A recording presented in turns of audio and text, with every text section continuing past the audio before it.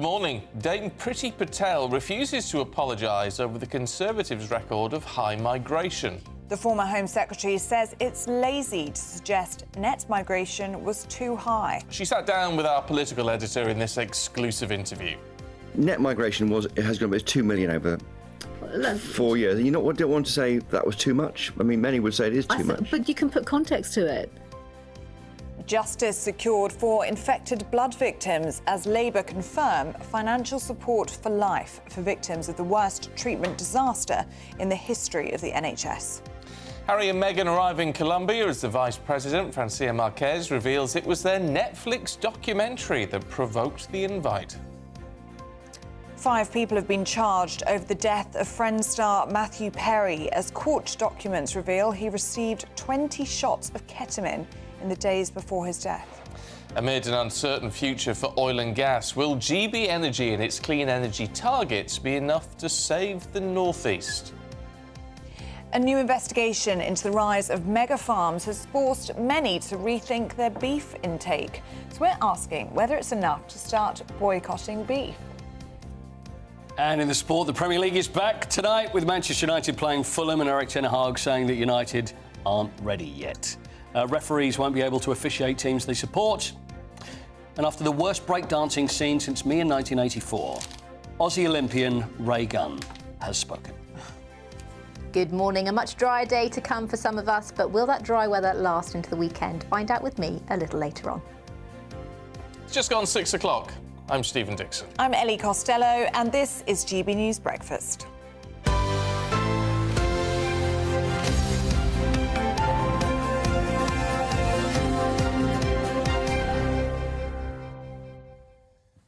Have you found anything in the papers this morning? Well, no. I thought you'd picked something ready. No.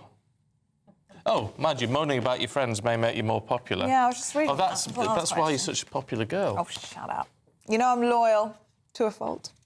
But yes, but all your friends have the same name, which is why I get very, very confused. I have lots of Beckys. They're all and called Becks Becky. I'm a 90s baby, and everyone was called Rebecca, I think, at the time. Oh. And so there were about 100 Rebeccas in my class. Oh, right. Well, there are only 30 of us, but you get the idea. What about names? And all the boys were called Thomas or Joseph. Oh, right. You see, I've got a Thomas. Have you? Sorry. And you have a That Joseph. sounded a bit rude for a second. And you have a Joseph. But the old have a Joseph. my Thomas. nephew was Thomas. And my granddad was Thomas. Right, OK.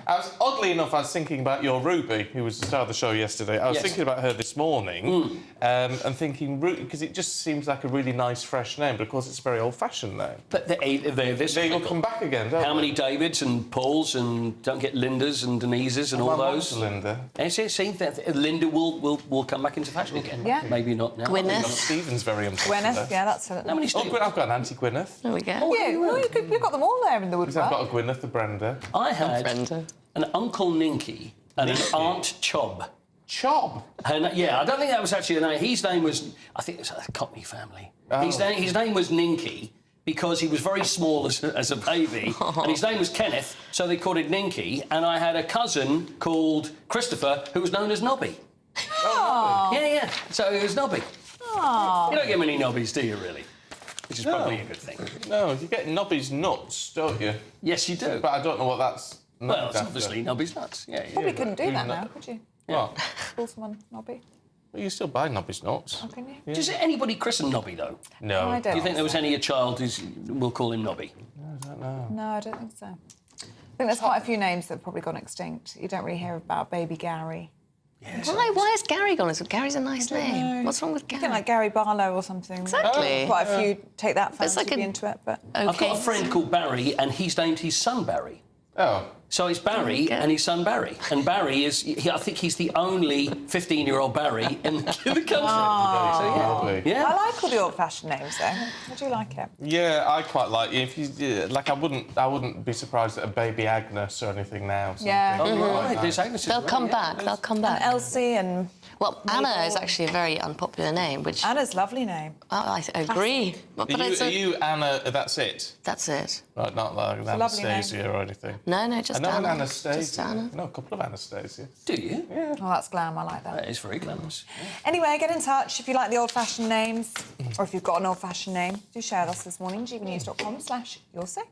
Now, the Conservatives do not have to apologise for allowing millions of migrants to move to the UK in the party's final years in power. That's according to the former Home Secretary, Dame Priti Patel, who is, of course, one of 6 contenders for party leadership. Well, sitting down with our political editor, Christopher Hope, she says it's lazy to suggest that net migration was too high. Net migration has gone, it's 2 million over 4 years. And you know what? I don't want to say that was too much. I mean, many would say it is too much. But you can put context to it. And I think it's too lazy, if I may say so. I think it's really quite sloppy just to go around, you know, the merry-go-round on this, in the sense that students, we shut down. Don't forget, during the pandemic, our borders were effectively closed. There was no travel. What about all those international students? They came in after the pandemic. Are we saying that they should not have come into the country? So Brought their families there, didn't they, on your watch? So the system, no, actually, no. No? You have to, again, which students brought their families? Look at the categories and the criteria. I do think, you know, put the facts and the context around this. And one final point to make, points-based system, the brightest and the best. I was the one that put a skills criteria to it. You don't come to our country through the points-based system unless you're sponsored, unless you're paying thousands of pounds for your visa, the immigration health surcharge, and you're sponsored. These are people that come here and work and contribute to our country and our tax base. Let's talk to Deputy Political Editor for the Mail on Sunday, Anna Mikalova. Good to see you this morning, Anna. Look, this is interesting because, of course, she's quite right that you have to put it within context and you have to look at the criteria and people were meeting a criteria and all the rest of it. That doesn't stop the fact that people are very unhappy with the numbers.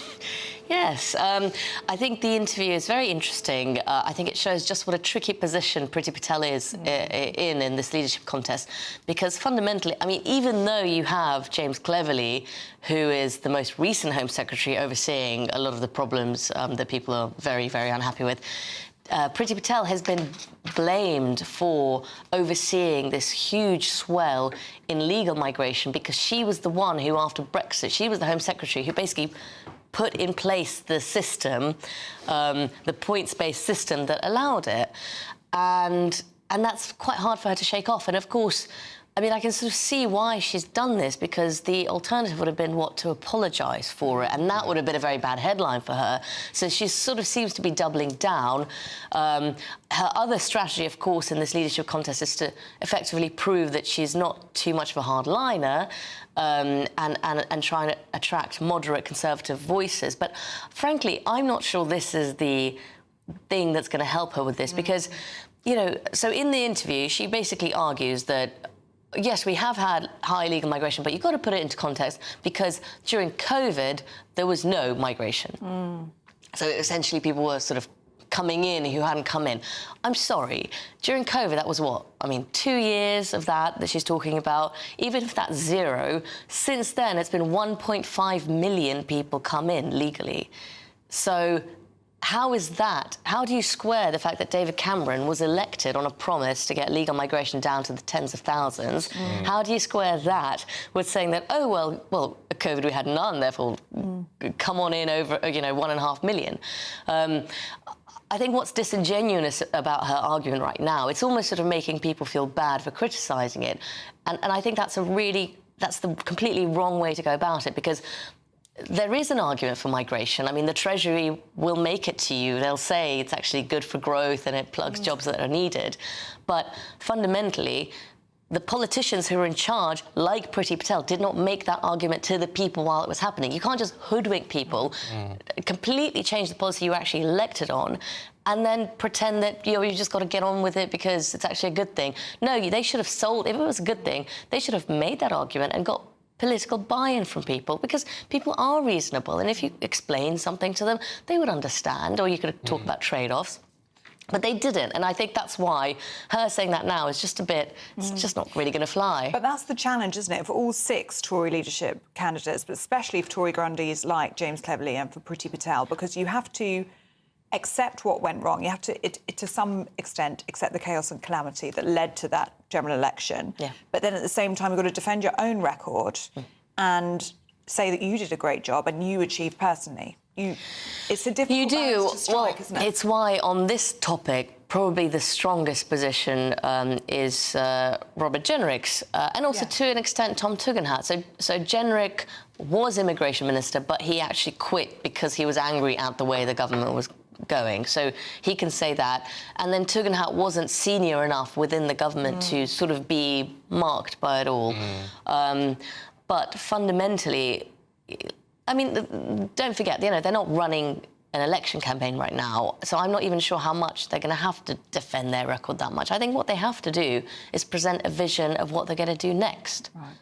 Yeah, it's interesting. Stephen Kenny's been in touch this morning and said Priti has blown it. The country feels overcrowded and overwhelmed. And I mean, that's what she does seem to be missing in all of this, is that whatever the arguments were in place for doing it, that, as you say, we didn't know about at the time, it doesn't negate the fact that the country feels overcrowded and overwhelmed, according to a lot of people. 700,000 people a year is just extraordinarily high. And don't forget that all of it has implications on housing, on the health system, which is all, you know, basically in a state of breaking down itself. So these are things that need to be debated and talked about. But just saying, oh, you've got to put it into context is a curious strategy, I would say. Can I just briefly ask you about infected blood compensation? Payouts are on the way, aren't they? It's just been confirmed. Yes, absolutely. So this was something that obviously the last government had got through, but then because the election was called when it was, there were some fears that it might have become delayed once again. But thankfully, the new government has confirmed that these payments are going to start going out. You know, it can't be done sooner, frankly. And of course, let's not forget, 3,000 people have already died who aren't going to get it. So, so as soon as possible to the existing tens of thousands of victims. Yeah, you actually can't be too generous on this, can you? OK, Anna, thank you. We'll see you a little bit later on. And if you do want to catch Dame Priti Patel's full interview with Christopher Hope, you can check out Chopper's podcast on gbnews.com, wherever you get your podcasts. We have just had a view in saying, why is Christopher Hope called Chopper? No idea. I can tell you. Tell us. go on. He's an ex-colleague from the Telegraph. His email used to be chope@Telegraph. Chopper. And then another colleague started calling him Chopper. Yeah, Oh, so there you and it's go. caught on. There you go. Chopper. So, don't like it myself as a nickname. Oh, my seat's going. Oh no. Never Well, you mind. stay there We'll whilst I carry tell on. you about the Duke and Duchess of Sussex. Why don't we? Because they have... Do you want to continue scrolling? Oh, sorry. They have been welcomed to Colombia as they begin their 4-day tour of the South American nation. Yes, they were met in the capital, Bogota, by the Vice President, Francia Marquez, and her husband. They spent around half an hour at the Vice President's residence, where they exchanged welcome gifts and were offered tea, coffee and traditional Colombian cheese bread. That's a detail we didn't need, isn't it, really? Let's talk to senior global reporter at Mail Online, Nick Pisa. Morning to you, Nick. I mean, look, from the Colombian perspective, this is a great get, isn't it? And they're getting a whole host of headlines out of it. Yes, they are, although many are sort of questioning the real purpose of this visit here. And some are saying, is it maybe a ploy by the Colombian government to maybe distract attention from domestic matters? I must admit that the coverage that it's been getting in the Colombian media so far, admittedly it's only the first day, has been very, very limited. There has been some criticism as well, also of the security operations surrounding Meghan and Harry's visit. And then I did see a report this evening on one of the Colombian local media saying that they totted up that she'd worn around $20,000 worth of clothes in the first 12 hours or so that she'd had been in Colombia with Prince Harry. I mean, I must admit, I've been to several of the events today and they have changed wardrobe at every event they've been to, and they've been to at least 4 today. How are they being received by the people of Colombia? Because it was a very warm reception, wasn't it, from the Vice President, Francia Marquez. A big hug for Meghan Markle, the Duchess of Sussex, saying she was a big fan of the Netflix documentary. That's right, yes. She was asked why she invited them, and she said that she'd seen the Duke and Duchess on Netflix and she'd been impressed by their story, and that she actually then contacted the Duchess last year and asked her to come to Colombia to visit the country. We should say that the Vice President, Francia Marquez, is the first black Vice President of Colombia. And I think she said that she contacted her on the Afro-Caribbean Day last year and got her and was interested in asking Meghan to come and speak. Because obviously, as we know, Meghan visited Nigeria earlier this year with Harry and promoted her Nigerian connections there. So that was the aim of the visit, to come here. And as you say, yeah, she was warmly greeted. They had a big hug there at the Vice President's house. And then they went on to a school where they met local pupils. They talked about cyberbullying, online discrimination, which is the key part of this visit here. They're very keen to emphasise online bullying. And if we've got time, there was an interesting intervention by Prince Harry earlier this evening at a debate about online bullying and online misinformation, in which he said, or he appeared to blame false news for spreading the riots that swept across Britain last month following the tragedy of the 3 girls who were murdered in Southport. He said, and I quote, "What happens online within a matter of minutes transfers to the streets, and people are acting on information that isn't true." Also, Yeah, someone well, saying, "Is that?" Yeah, I mean, it's a valid point, isn't it? To be fair, it does seem though a little bit like he's almost the hanger-on this visit. Then, if it's all about Meghan, and he's following in her wake. Yes, I must admit, when we go to some of these events, it's all being tightly controlled. The access that the media have been given is very, very limited. There is an accredited pool correspondent from the US fashion weekly Harper's Bazaar who is providing pool copy to the other reporters that are here, and it's mainly focused primarily by what we've seen on what Meghan is wearing and how people are interacting with Meghan. The event this afternoon that was at the Culture and Arts Centre, where they were given an exhibition of dancing, and there was a performance of an act, well, I think it's called "The Kiss of the Hummingbird." I do beg your pardon, in which the dance troupe wore, as you're seeing on the screen, a load of colourful headdresses, and Meghan was seen tapping her feet, clapping along. And I must admit, Prince Harry did have a rather bemused look on his face, but at the end it was all smiles when they left. But people were shouting out from across the street, "Harry, Harry, Meghan, Meghan," but they didn't appear to turn around and wave. It is all, I must admit, slightly stage managed. They're not getting out. There's no walkabout as you would tend to see on any other royal tour. Nick Pisa, good to see you this morning. Thank you very much. Welcome. Now, Matthew Perry's assistant and 2 doctors are amongst 5 people who've been charged after the Friends star died from an accidental ketamine overdose last October. Yes, a US attorney said the investigation uncovered a broad underground criminal network responsible for distributing a large quantity of ketamine to Perry and to others. As I mentioned, the defendants in this case knew what they were doing was wrong. When they'd refer to the ketamine, they used coded language. They'd refer to it using terms such as, quote, Dr. Pepper, or quote, bots, or quote, cans. Also, defendants Placencia and Chavez, as medical doctors, knew full well this was not the proper way to administer ketamine, and they even talked about that in their exchanges. Let's talk to showbiz reporter Kinsey Schofield, who joins us now. I mean, this is shocking, Kinsey, and actually it almost seems reminiscent of the Michael Jackson case. Yeah, very much so. I mean, the indictment claims that the defendants made tens of thousands of dollars by selling drugs to Matthew Perry.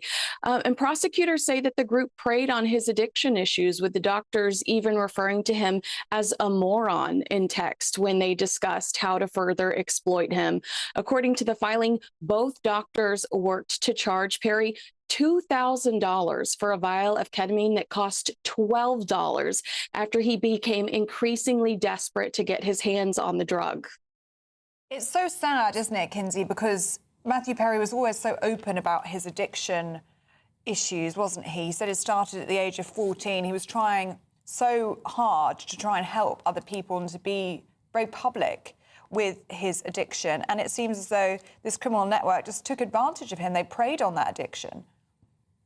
Well, I mean, I think when it comes to the doctors, I know that that's a big headline that there were doctors involved, but to me, it's the assistant that really shocks me, because when you are so open about your addiction, you need the right people around you. And the Department of Justice said in a press release on Thursday that that Perry's live-in assistant has since admitted to repeatedly injecting Perry with ketamine without medical training, including multiple injections the day he died. Court documents allege that his assistant injected him 27 shots of ketamine in just 5 days. Now, I looked up this guy's LinkedIn profile. He worked for Perry for 25 years. So you would hope somebody that you kept around you for that length of time would have your best interest at heart and wouldn't jeopardize your safety. Well, yeah, you would. I'll tell you what shocked me in all of this, though, frankly, is, I mean, he was prescribed ketamine for medical reasons. I think, was it depression and issues like that? But, however, I mean, surely there'd be a massive red flag in prescribing something like ketamine to someone who has a history of very severe addiction problems. I mean, he found the right doctors, which I know is horrible to say, but he was getting ketamine infusion therapy for anxiety and depression. The last session he had officially with a doctor was a week and a half before his death. So we know that the drugs in his system were not doctor prescribed. And at that press conference you showed, they really described his descent into this addiction, starting with him obtaining the controlled substance through doctors officially, before eventually, as we now know, so sadly, resorting to street vendors.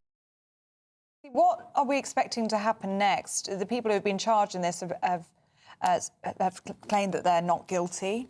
When do you think we'll see the next phase in all of this? Could we see people go to jail? Absolutely. I mean, the ketamine queen, which is one of the source of a lot of this, and one of the doctors appeared in court on Thursday and pleaded not guilty. The other 3 defendants copped a plea deal, which means they'll likely work with police throughout a big trial to nail the 2 that pleaded not guilty. We should see those trials happen in October. And I think with some of these, it's 15 years, in the least a 15-year sentence for the death of Matthew Perry. So the cops did some really tough work here, and congratulations to them. OK, Kinsey, thank you very much indeed. It's just such a tragic case. It is. And really, someone who was so loved by so many people across the world, who just were fans. And one of the people who actually knew him and worked with him and said he was just a delight most of the time. It's so sad. But as we were just saying, he had hoped this openness would really help other people who were struggling. And the head of the Federal Drug Enforcement Agency has said last night that the arrests and the very public details of this case are likely to help others and prevent deaths. And that's exactly what he would have wanted. Let's hope so. Right, let's have a look at some of the other stories heading into the newsroom at 6:23. And as we touched on earlier, the government have announced victims of the infected blood scandal will receive financial support for life. The scheme was announced in May following the publication of the public inquiry report into the scandal, where 30,000 people were given contaminated blood and blood products in the 1970s and 80s. A 15-year-old boy from Sunderland has become the first person in England to be charged with the more serious offence of rioting over recent unrest in the UK. The boy appeared in court yesterday.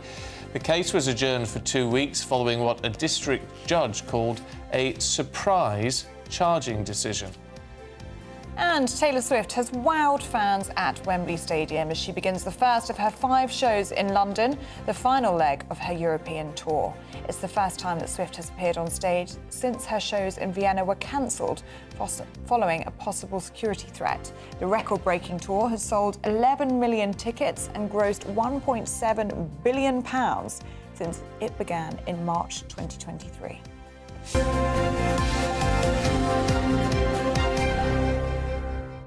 I wonder what share of that 1.7 billion she gets. Well, she's a billionaire. Is she a billionaire? So I'd say a lot. Yeah, money. Successful. I think the only other person who's played that many days at Wembley is Take That. She right. 3 days in June and 5 in August. Right. So in that succession. Amazing. Talking about names before, Seaside Mom says, I love old-fashioned names. I have a grandbaby called Juniper. Oh, I like Juniper Berry. That's nice. Is that an old-fashioned name? I'm not really familiar with people called Juniper. I would have thought that was a newer name, but maybe it's just because I've just not come across it. No. Apparently Noddy's short for Norman as well. That would make sense, wouldn't it? It would make a lot of... yeah. Yeah, well, do keep those old-fashioned names coming through. I think there were quite a few earlier. Oh, yeah, Basil. That's nice. Basil, do you like Basil? Yeah, I've just seen Basil there. See, the trouble is, it depends what age you are, because for me, Basil, I think Basil Fawlty and Basil Brush. Yeah, so Basil says, old-fashioned names aren't all they've cracked up to be. I've been stuck with mine for 66 years, Basil. I've been traumatised by Basil Fawlty and that fox, Basil Brush. Oh, there you go. Only joking, I love my unique name. It is nice, isn't it? Anyway. Well, no. Sorry, Basil, no, I can't. Oh, I think Basil's nice. I couldn't call a baby Basil. Oh, baby Basil. You see, I've got a baby on the way. Well, it's not mine. Oh. I was about to say that's new information. I know, that'd be a shock, wouldn't it? Yeah, it would be. No, great niece. Aww. And so... And it won't be baby Basil. It won't be Basil, but I wonder what the name's going to be. Oh. We've been calling her Tallulah Bell.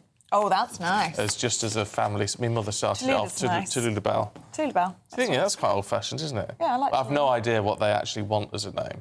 Yeah, they're keeping that one under wraps, are they? Yeah, don't blame them. Do keep them coming in. gbnews.com/yoursay.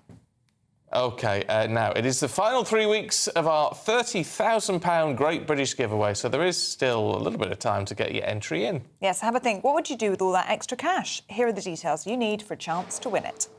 Celebrate a spectacular summer with your chance to win an incredible £30,000 in tax-free cash in our Great British giveaway. It's the biggest prize of the year so far, and it's totally tax-free. What would you spend that on? Luxury holidays, a new car, or just put it away for a rainy day? Whatever you do with £30,000 in tax-free cash, make sure you don't miss out on the chance to make it yours. For another chance to win £30,000 in tax-free cash, text cash to 63232. Text costs £2 plus one standard network rate message. You can enter online at gbnews.com/win. Entries cost £2. Or post your name and number to GB07 PO Box 8690 Derby DE1 9TT. UK only. Entrance must be 18 or over. Lines close at 5 p.m. on the 30th of August. Please check the closing time if listening or watching on demand. Good luck.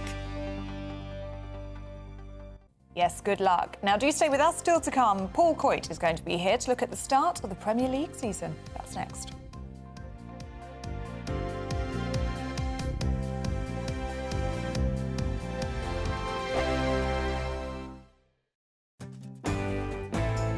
I'm Andrew Pearce. This is GB News, the People's Channel, Britain's news channel. Good afternoon, Britain. Your lunchtime update on the stories that matter across the UK. From breaking news and insightful analysis, inspiring stories and lively debates. You're comparing yourself to a former Prime Minister. Which is it? Stay informed, stay updated, stay entertained. I just don't know how anyone would not want to be there. Every weekday from midday. We are Good Afternoon Britain, only on GB News. Britain's news channel.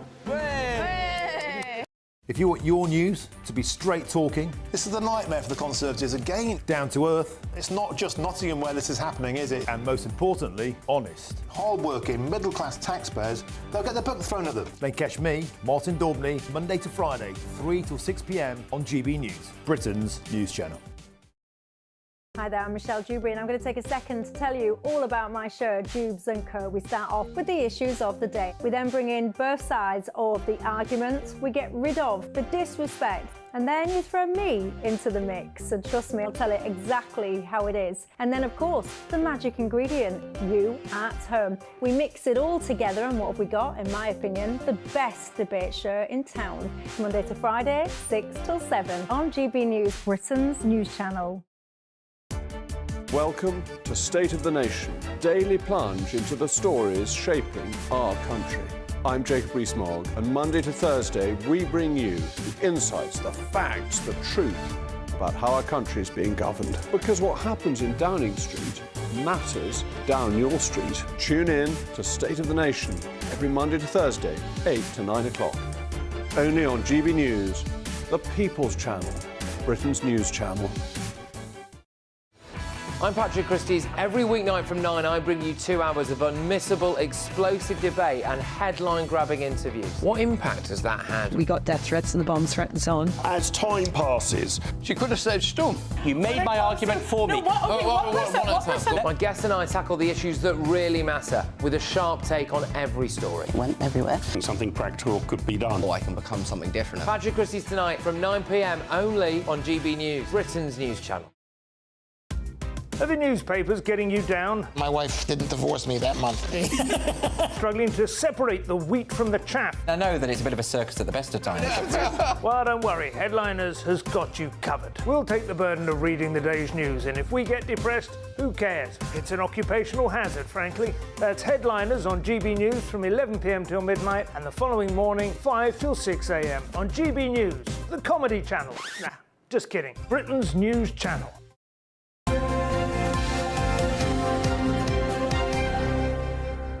Yeah, lovely. Is that all right? Lovely, beautiful. We're getting moans from people online now that this has got orange in it. People are moaning we're not matching sufficiently enough today. This is what we've started for ourselves. We made a rod for our own backs. We have, so she said. Anyway, People aren't happy with the tie today. Picked a tie out for me. Even though it has What got do we orange. think of that one? Would that go? Yeah, it's a nice match. All right, it's like a bronzy orange. What do you think? It's a bit of a fat knot, though, isn't it? It's just the way they do it. I know, I'm sorry, but It's orange paisley. I think it's nice, really nice. Can you get it delivered then? Lovely. He'll get that delivered. Before the end of the show? Not before the end of the show. They have it by tomorrow. It's very quick. I get a dress and then he buys the tie. That's how it works, isn't it?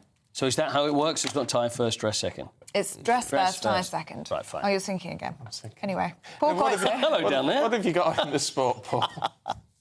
Hello, bye-bye. And then off he goes. Yeah. It's like a cremation. I'd love to. I'm so... Come here. I can't... I'm sorry, can you not bear it? Paul sorts it out for you. Thank you. I don't know. What have you got in the sport for us? I'd love to be called Basil, by the way. Can you Oh, I love the name I love the Basil. name Basil. I love the smell of fresh basil as well. Well, I never associate that got nice with that. connotations. Oh, no, I don't think of that, I just think of Oh, Basil. I think of the herb. Basil. You think of basil brush? Basil brush. Boom, boom. Right, what have you got? Basil, I have the Premier League, which is back today. I know you've missed it. We have I know it's been a time. Mm. So you get to the end of the season, you're thinking, you know what, I just need a break now from it all, but it's all back. Manchester United play Fulham. £150 million worth of new signings that Eric Ten Hag has made, but he says they're not ready. So I don't know whether it's like early excuses to say, well, we're not quite ready for the start of the season. De Ligt and Mazraoui will play, but he said a disjointed pre-season, international tournaments and phasing in of new players, which you can pretty much say for any team in the Premier League. But he says they're not ready, but we look forward to it. So Manchester United versus Fulham. I am taking predictions, though, by the way. Could both of you, Manchester United versus Fulham? I think 2-1. To Man United. 2-1 United. Ellie? Yeah, I'm going to say 2-0 to Man United. 2, OK. And I'll do one more. Ipswich versus Liverpool, by the way. Liverpool 1-0. Oh, yeah, I was going to say 1-0 away at Ipswich. Ipswich at home, Portman Road. You've got Ed Sheeran there, who's just said that he's invested money now into the club. Oh. Although he invested money, it gives him a box and somewhere, and then and all the luxury stuff. So Ipswich are back in the Premier League for the first time in 22 years. Home to Liverpool. So you reckon 1-0 to Liverpool. 1-0 to Liverpool. OK, we'll go through a few more. And also Clive Allen is going to join us after 8 o'clock. Talk about the start of the Premier League. We're looking forward to that. Premier League refuses to declare who referees support. Yeah. What do you think about that? Well, yes, I think that's fair enough. People should be able to keep their differences. Referees obviously shouldn't be biased, but then they wouldn't. They've got the skill, haven't they, not to do that? Absolutely, and I think it's more the reason they're doing it is it's just because other clubs can use it against the referees. So refs, linesmen and VAR, they will not be able now to officiate on games featuring teams that they support. So they have to declare to the Premier League, although the Premier League's not telling us who they support. Yeah. So they have to declare the team that they actually support, if they have a personal connection to, or it's a club which is in the same city that they live, which is one thing, but if you live in London, then you've got goodness knows how many, you can't really do anything about that. Yeah. But it's because of Nottingham Forest last year, Stuart Atwell, who was on VAR, and Wolves complained that he was a Luton fan, and they were saying that this is affecting things, and it was a game against Everton. So they have to just be very careful. But it's ridiculous, really, because no referee, the years that they go through to train, is ever, and I don't believe it for a second, is actually going to go, oh, you know what, I won't give that because it'll help my team. It's nonsense. No. It's absolutely nonsense. No. But I think they're just trying to avoid any problems like that. See, and also the other way of looking at it is that if you support a club, if you're officiating on that club, then maybe you would go the other way to prove that you're not. Yeah. So it's a very uncomfortable thing for referees to have to go through,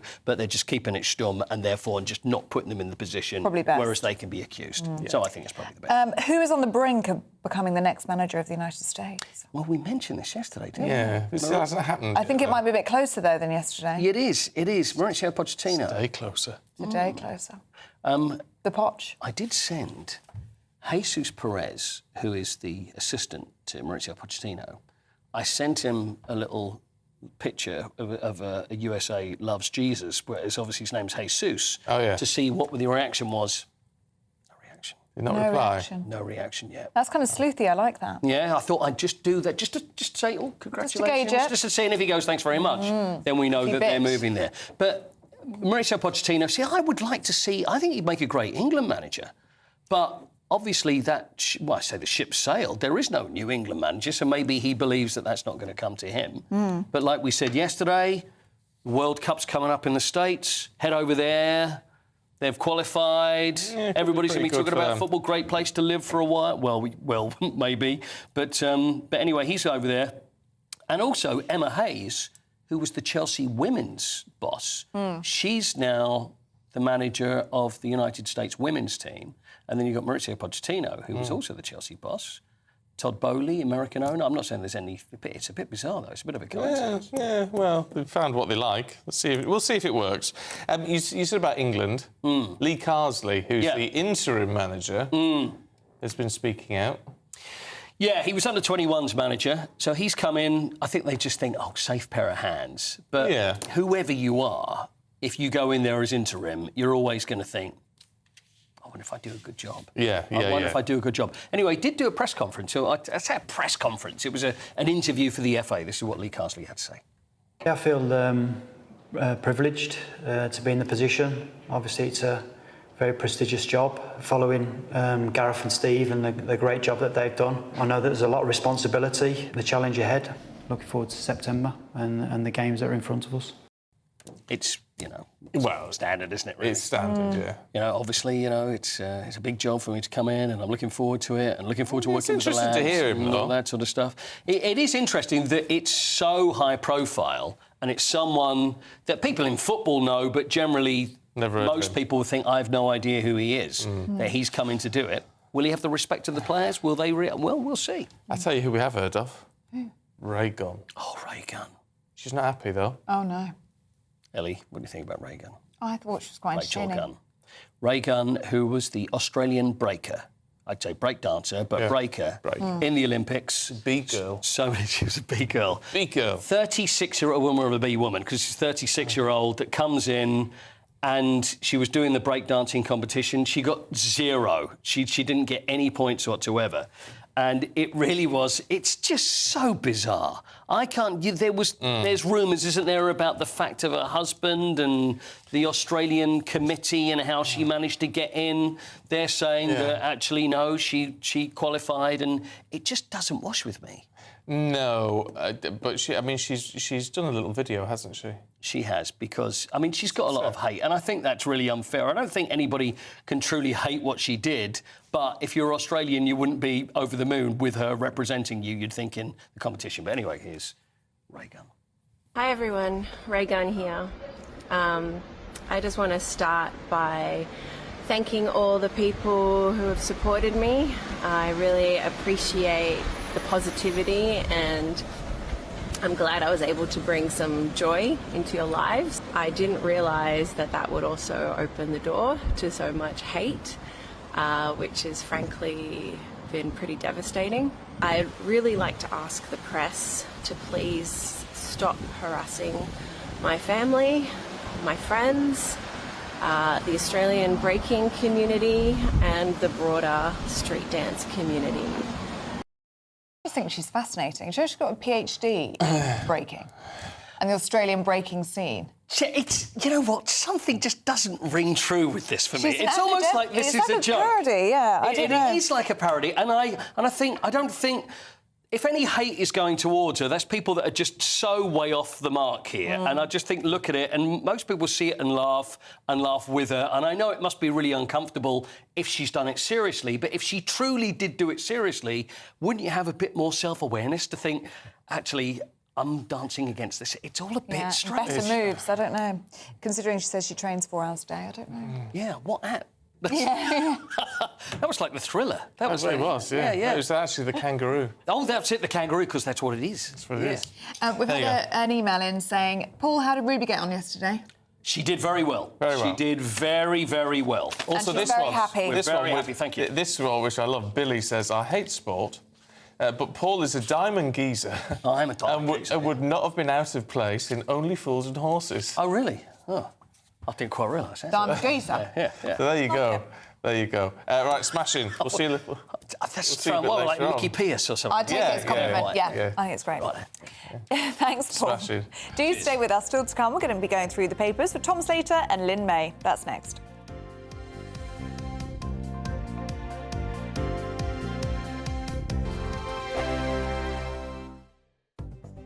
The latest GB News travel. Good morning, I'm Russell Holding. The M6 from Lancashire into Greater Manchester's closed southbound from junction 27 at Standish to 26, the M58 Oral interchange after an accident. On the M5 in Worcestershire, the inside lane's closed southbound after an accident between junctions 5 and 6 from Droitwich to Worcester. In London, Hertford Road in Edmonton is closed off Nightingale Road for an investigation. On the M25 in Essex, there are anti-clockwise queues towards and past junction 29 for the A127 after traffic was stopped when a lorry broke down. On the M26 in Kent, there are westbound delays approaching the M25 because of roadworks. Eurotunnel report a wait of up to half an hour for passengers at Folkestone, and trains have been stopped eastbound from Lewes to both Hastings and Seaford because of a fallen tree on the line. That's the latest. You can stay up to date throughout the day by visiting our website, gbnews.com. This is GB News, Britain's news channel. EasyJet is launching a new recruitment drive focused on attracting cabin crew members over 50 and those even considering retirement. Well, the initiative is called Returnships and it's inspired by research that suggests that 75% of people over 50 years old believe that now is the ideal time to embark on a new career. Joining us now to discuss what it takes to embark on a second career as cabin crew is Helen Williams. Good morning, Helen. Hi, good morning, Helen. Welcome. Just touching down in our studio. It is. I've had a few days off and now I'm here. So you are now cabin crew. I am. What inspired you to get into it? What did you do before? How did it all come around? Oh, so when I graduated, I took an office job with my grad scheme, and that job lasted 6 months, and I started working for a European carrier. I did just over 5 years at that European carrier and had an absolutely fabulous time. I then went on to a wet lease operation with an Irish carrier and another mainline UK carrier. I then decided to have time out. I had a business, I had a family, I had children, and last autumn I decided, why not? Let's go back and do it all again. So returning to that European carrier that I'd worked at when I was in my early 20s. And what is that like for you now, returning that bit older, having that life experience, having your children? Do you think that's been a benefit to you? It's absolutely been a benefit. I mean, the amount of parents that thank me for helping me with their small children when they're crying on a flight. I am that person now. When you went back for a second time, Yeah. did you notice more sort of older people amongst your sort of colleagues? I did. So when I returned onto my initial course in March of this year, just over half the course were over the age of 30. Wow. Which was absolutely phenomenal. And I was expecting to return and be with a lot of younger, 18, 19, 24. I was expecting to be that dinosaur. And that first day of training, to find out that I wasn't the dinosaur, you have no idea how exciting that was. And they've gone on, that particular group, to be phenomenal crew members. GB News, the People's Channel.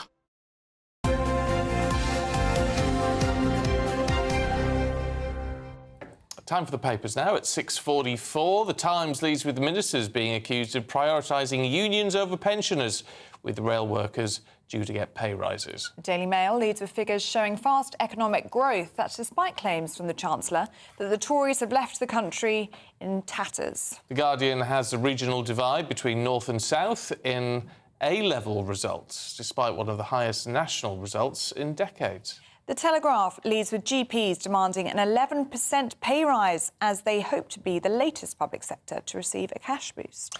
And The Sun has 2 doctors being amongst 5 suspects charged over the death of Friends actor Matthew Perry. Well, joining us now to go through the papers this morning is the editor of Spiked, Tom Slater, and political commentator Lynn May. Very good morning to you both. Morning. Morning. And Tom, let's start with you, shall we, on the front page of the Times this morning.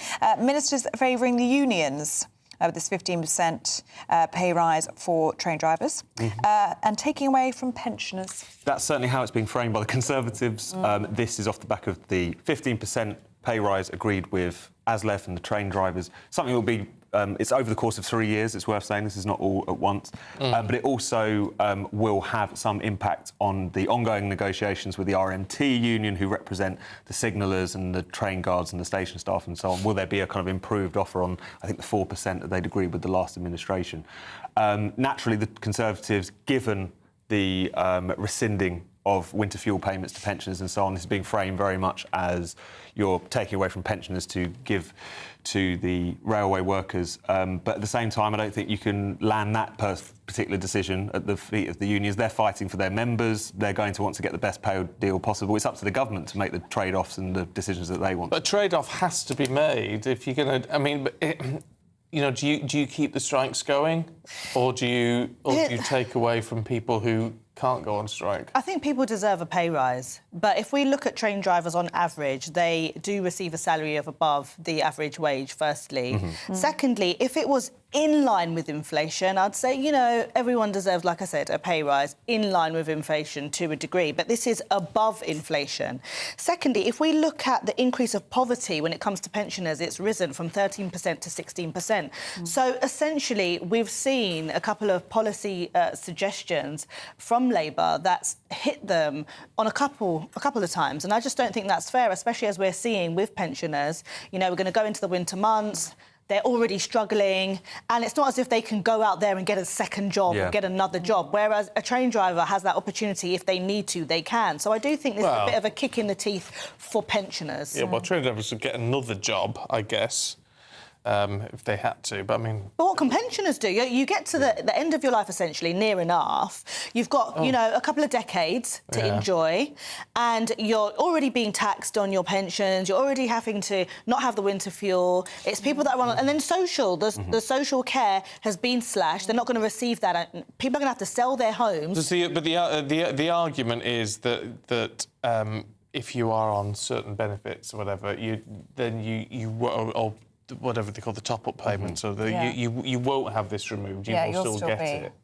Yeah, but there's so many people that are just on the breadline. I can hear you shouting at me, by the way. I'm just trying to put the other side of the argument here. The sad thing is, the group of people that get it the most are those people that they just have a little bit too much to be able to get any help. And those in society that seem to always be looked after are the ones that have consistently either been on benefits, and like all of them, or the really wealthy. It's the middle who actually pays a large amount of taxes that are not wealthy, that seem to always get hit. And this crazy idea that kind of pensioners are living a life of Riley, I think is very ridiculous. And I think Labour have kind of thought that they could almost get away with rescinding these benefits because there is this perception, particularly amongst younger cohorts, that they've never had it so good. I mean, things have got a lot better for pensioners, or at least they were, but that was only because we had really bad pension policy. But there are plenty of pensioners who do not need the winter fuel allowance, who are well provided for, who are better off.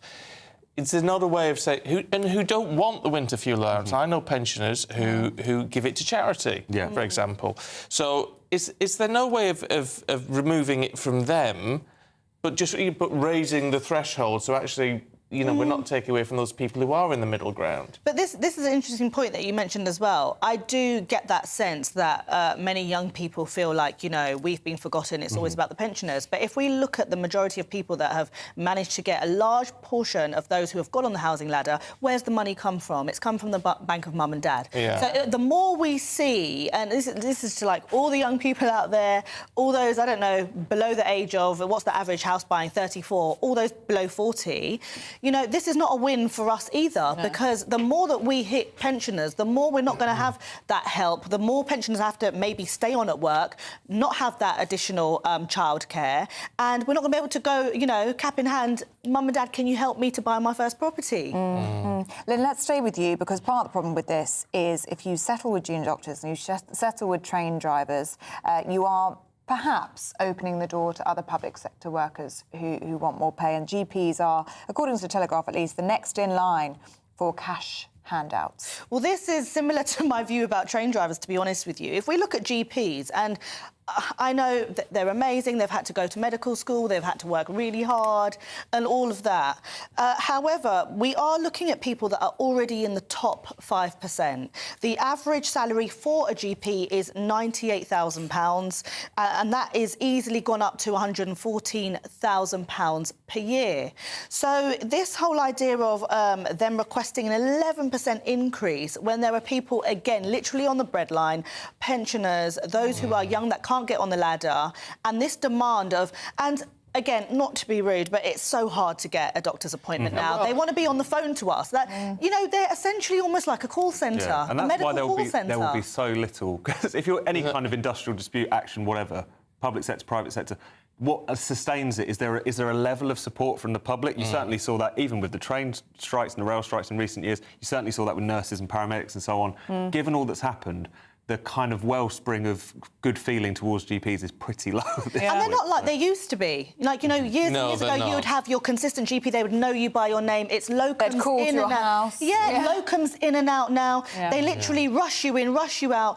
They Google the majority of the stuff to be able to give you, you know, your medicine. I'm not saying they don't have the knowledge, but sometimes I just get in there and think, you know, this is something I could have done at home. In their defence, though, I went to see the GP the other day. It took me 3 weeks to get the appointment, but when I actually sat down in front of him, he was running an hour late, and the man was burnt out. He apologised to me, and he just said, "Oh, sorry, I've already seen 20 people today." And I think that two things can be true at the same time. One of which is that they are seeing more patients than previously. There is this tremendous stress which has been put on the system, exacerbated by COVID and lockdown and all the rest of it. But at the same time, it's very difficult, I think, to land that point when people's experience of the service is just talking to receptionists whose job it seems to be to stop you from seeing a doctor rather than actually setting you up. The only problem is we kind of have to think about bending to a little bit of their demands for the simple fact that we're going to see an exodus, so many people wanting to go to Australia.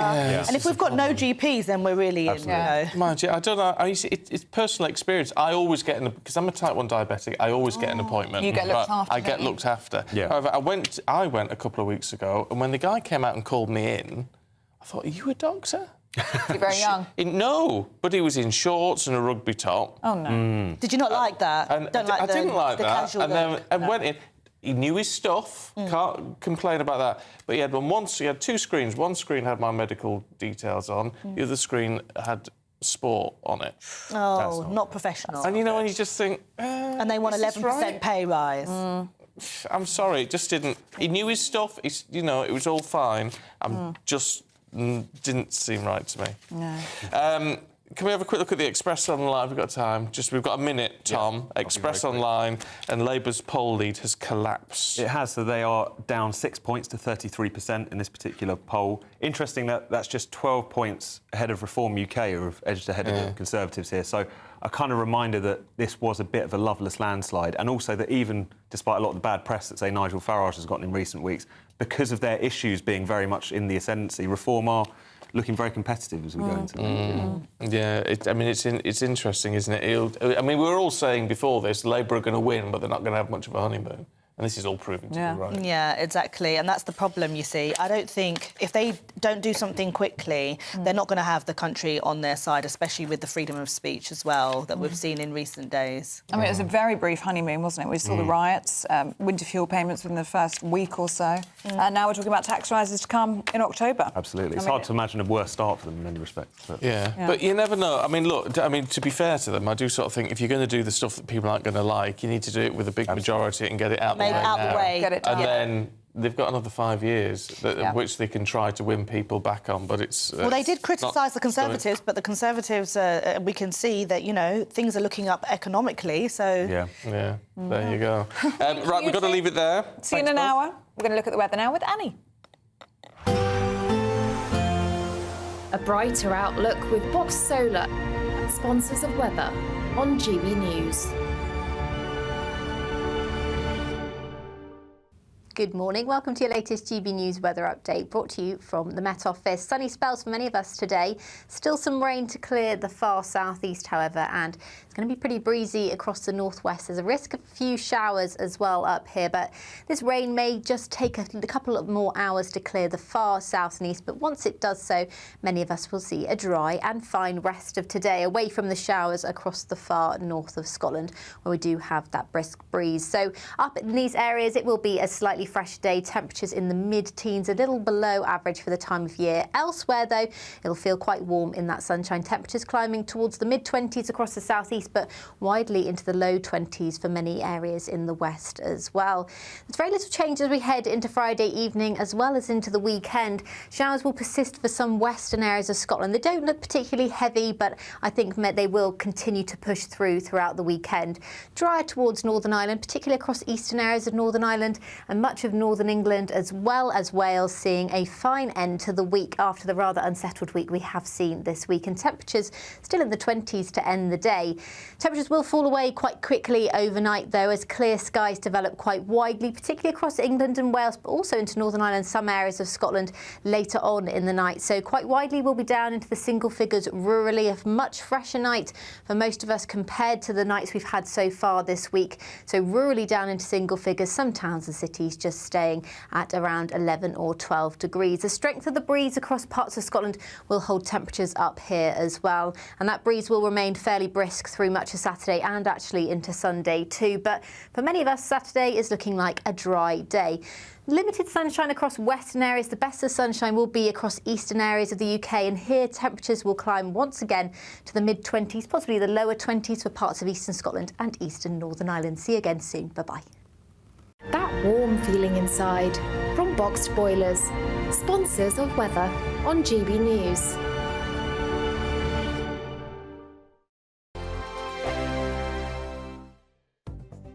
The latest GB News travel. Good morning, I'm Russell Holding. The M6 from Lancashire into Greater Manchester is closed southbound from junction 27 at Standish to 26 for the M58 after an accident causing delays. The M42 in Warwickshire's got a lane closed northbound. A vehicle caught fire between junctions 10 and 11 from Tamworth to Burton upon Trent, causing queues. On the M5 in Worcestershire, 2 out of 4 lanes are closed southbound after an accident between junctions 5 and 6 from Droitwich to Worcester. Slow towards there. On the M25 in Essex, there's a lane closed anti-clockwise where a lorry's broken down not far after junction 29 for the A127, causing roughly 2 miles of queues. On the M26 in Kent, it's taking 20 minutes in westbound queues approaching the M25 because of roadworks. Eurotunnel report a wait of up to half an hour for passengers at Folkestone, and that was delays of up to half an hour to trains heading east from Lewes to Hastings and Seaford because of a tree on the line earlier. You can stay up to date throughout the day by visiting our website, gbnews.com.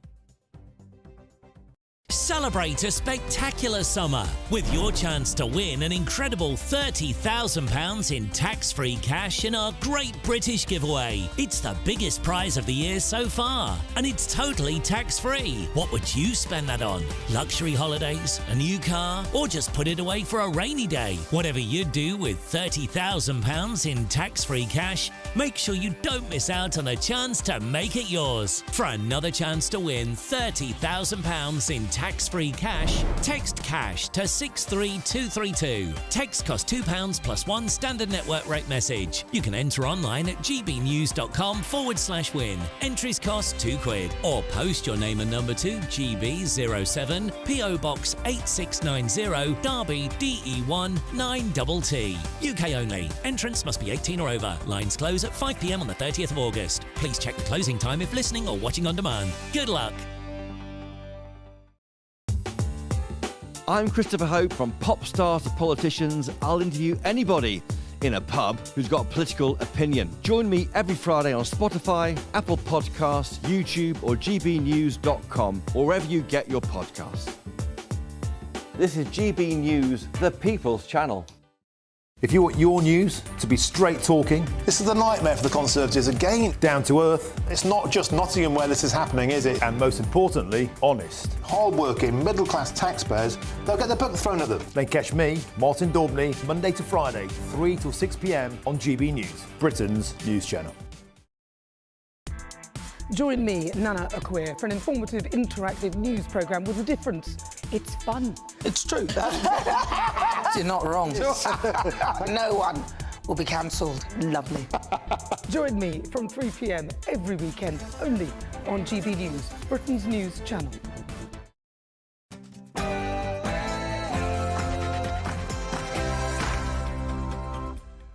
Good morning. Dame Priti Patel refuses to apologise over the Conservatives' record of high migration. The former Home Secretary says it's lazy to suggest that net migration was too high. She sat down with our political editor in this exclusive interview. Net migration has gone up 2 million over 4 years. And you know what? I don't want to say that was too much. I mean, many would say it is too much. But you can put context to it. Justice secured for infected blood victims as Labour confirmed financial support for life for victims of the worst treatment disaster in the history of the NHS. Harry and Meghan arrive in Colombia as the Vice President, Francia Marquez, reveals it was their Netflix documentary that provoked the invite. 5 people have been charged over the death of Friends star Matthew Perry, as court documents reveal he received 20 shots of ketamine in the days before his death. And amid an uncertain future for oil and gas, will GB Energy and its clean energy targets be enough to save the North East? A new investigation into the rise of mega farms has forced many to rethink their beef intake. So we're asking whether it's enough to start boycotting beef. And in the sport today, the Premier League is back tonight. Manchester United play Fulham. Ed Sheeran is now the part owner, or very small part owner, of Ipswich Town. And which pop star with an actress daughter has a son who plays professional football in Austria? Who is it? Good morning. A much drier day to come for some of us, but will that dry weather last into the weekend? Find out with me a little later on. Just gone 7 o'clock. I'm Stephen Dixon. I'm Ellie Costello, and this is GB News Breakfast.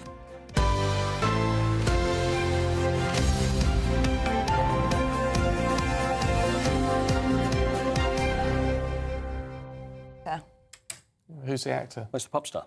Who's pop star? Pop star. Chris Martin. No, pop star. Pop star is a pop star who has a what? Famous daughter in a TV show. Oh. Whose son? And whose son plays professional football in Austria, I have just found out. And he was a drummer in a famous band and a very popular solo singer. A drummer in a famous band. Oh, Phil Collins. Oh, Phil Collins. Anna, you're really good at this. Phil Collins. Anna, was that yours? Anna called it over Anna, here. did you hit the buzzer first? I did. You've got to Yeah. accept your first answer. Yeah, Very good. That was impressive. Well Because done. Lily is in Emily in Paris, which has got a new season coming out today. Yes. Oh, he's across the DJ. Which is great. It's a great show. Is it? It's really funny. Bit naff. And the son, apparently, I didn't know this. Well, now we do. Plays football, played against Bayern Munich just a couple of days ago. I know. What are the chances? So he's with Harry Kane at Bayern Munich. Well, no, he played against Bayern Munich. Oh, He plays for a right. team in Austria. Very talented children, Very talented children. like Ruby, Well, who they're all asking about. They're all asking that's about. very lovely. She Oh, probably hates it. Does she, being the subject of all this attention? She loves it. Oh, does she? She you loves should be it. very proud. I got up for work this morning at 3:20, and she was just coming in. Oh, good on her. Absolutely. She had lots to celebrate. Well, she's 18, isn't she? Yeah. Got her A-level results yesterday, and she smashed it. Oh, out the park. fantastic. Yeah, but he's too humble to tell us what it is, but It's amazing. Very, very good. Very, very, very good. Yeah, In fact, good the on. best you can get. Yes, all right. We'll say that much. Yes. Right. Now, the Conservatives didn't get the best they could get at the election, did they? Far from it. But they still don't have to apologise for allowing millions of migrants to move to the UK in their final years in power. That's according to the former Home Secretary, Priti Patel, who, of course, now wants to be party leader. Well, sitting down with our political editor, Christopher Hope, she takes aim at Reform UK as she looks to shape the future of the Conservatives. First of all, Reform is not the Conservative Party. No. It's a political party that stood against the Conservative Party in the general election. It's a company, not even a party, but we'll leave that to one side. That's for others, not for me. On top of that, we lost a lot of colleagues, good public servants. So I think it's just not right. It isn't right. And, you know, he's a leader of a political party. So, you know, they'll do what they do. And we're in the process now of electing a new leader for our party, rebuilding our party. And if I may say so, my complete mantra for the future of our party is going back to being, you know, the authentic Conservative party that we've always have been. I think that got lost in translation. Yep. You've mentioned the 4 million people that voted for reform, and rightly so. It's important to recognise that. A lot of them were disillusioned. A lot of them saw that we failed to deliver. We saw a lot of tactical voting in this general election. These are big messages and lessons to my party, and we've got to learn from that. I'll never be dismissive about what happened in the last general election, but my focus as leader of the Conservative and Unionist Party is to make sure we go back to being a strong Conservative and Unionist Party. Let's talk to Deputy Political Editor for the Mail on Sunday, Anna Mikulova. Good to see you. Morning. This morning. It's quite interesting because they either have to position themselves as potential party leaders as saying, well, yes, Reform's got something right, and we need to try and integrate, or as Priti Patel is doing, saying, Reform's a bit of a flash in the pan due to our failings, but if we get back, we will pull these people back. Yes, I mean, you're spot on. It's a curious situation where someone like Priti Patel, who traditionally has been seen as quite right-wing, is essentially having to court the moderate wing of her party, and then you've got people who are traditionally seen as moderates, including Tom Tugendhat, Robert Jenrick, who are very much taking a much more hardline position. Now, on Priti Patel, you could argue that she is in a, you know, it's a bizarre argument she's making because she is blamed by a lot of people for post-Brexit taking the new powers that we had to be a bit more discerning about migration and then actually putting in a system that allowed a huge amount of people in. But it was a point system, wasn't it, which was meant to say, well, we can allow in as many as we want, we get to choose. Yeah. And I guess she's right in saying, well, that's what they did. It is what they did, but they put the bar far too low. They made it very, very... they made it very...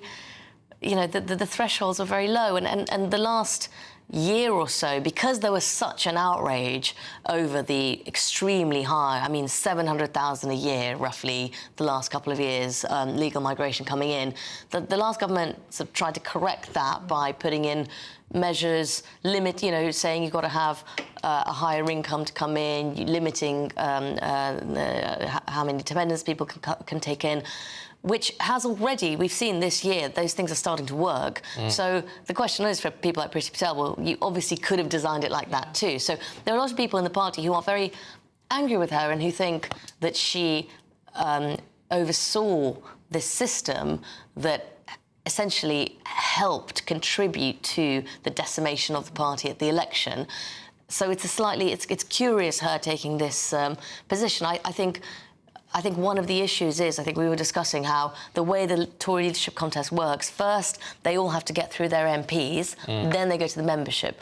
Priti Patel was traditionally someone who was really liked by the members, but they all have to first get through this obstacle course of their own party. And that's what I was just about to ask you. Is this what Tory MPs want to hear from Priti Patel when she's talking about, oh, we've learnt the lessons from the general election, but then in the same breath, you're defending your position on Well, what's migration? really interesting is, and because the election is still quite recent and because Parliament is currently in recess, we don't really know what the party is really like at the moment. I mean, there are 27 new MPs, they're unknown, but also even the makeup of who's left, it's actually hard to understand how many of the people on the right are still left and could actually cause problems in the way that they did before, and how much of it is more of the one nation moderate wing. And the way that Priti Patel is positioning herself here, it almost suggests that actually it's been seen as you need to get through the MPs and you need to appeal to the moderate side first and then get to the membership. Yeah. But it doesn't necessarily work like that. No, it's a tough one. I tell you what I find very difficult, having interviewed a lot of them coming through, and I don't blame them, because what else can they do? But they say, yes, the government failed. Actually, we let people down. People were disillusioned. We didn't do it right, and we have to accept that. Apart from my department and my record, which was very, very good. And they all said that. So if you add it all together, because we've got 6 candidates, well, in fact, a lot of the departments did very well if you listen to all of them. Yeah. So is anyone believing that now?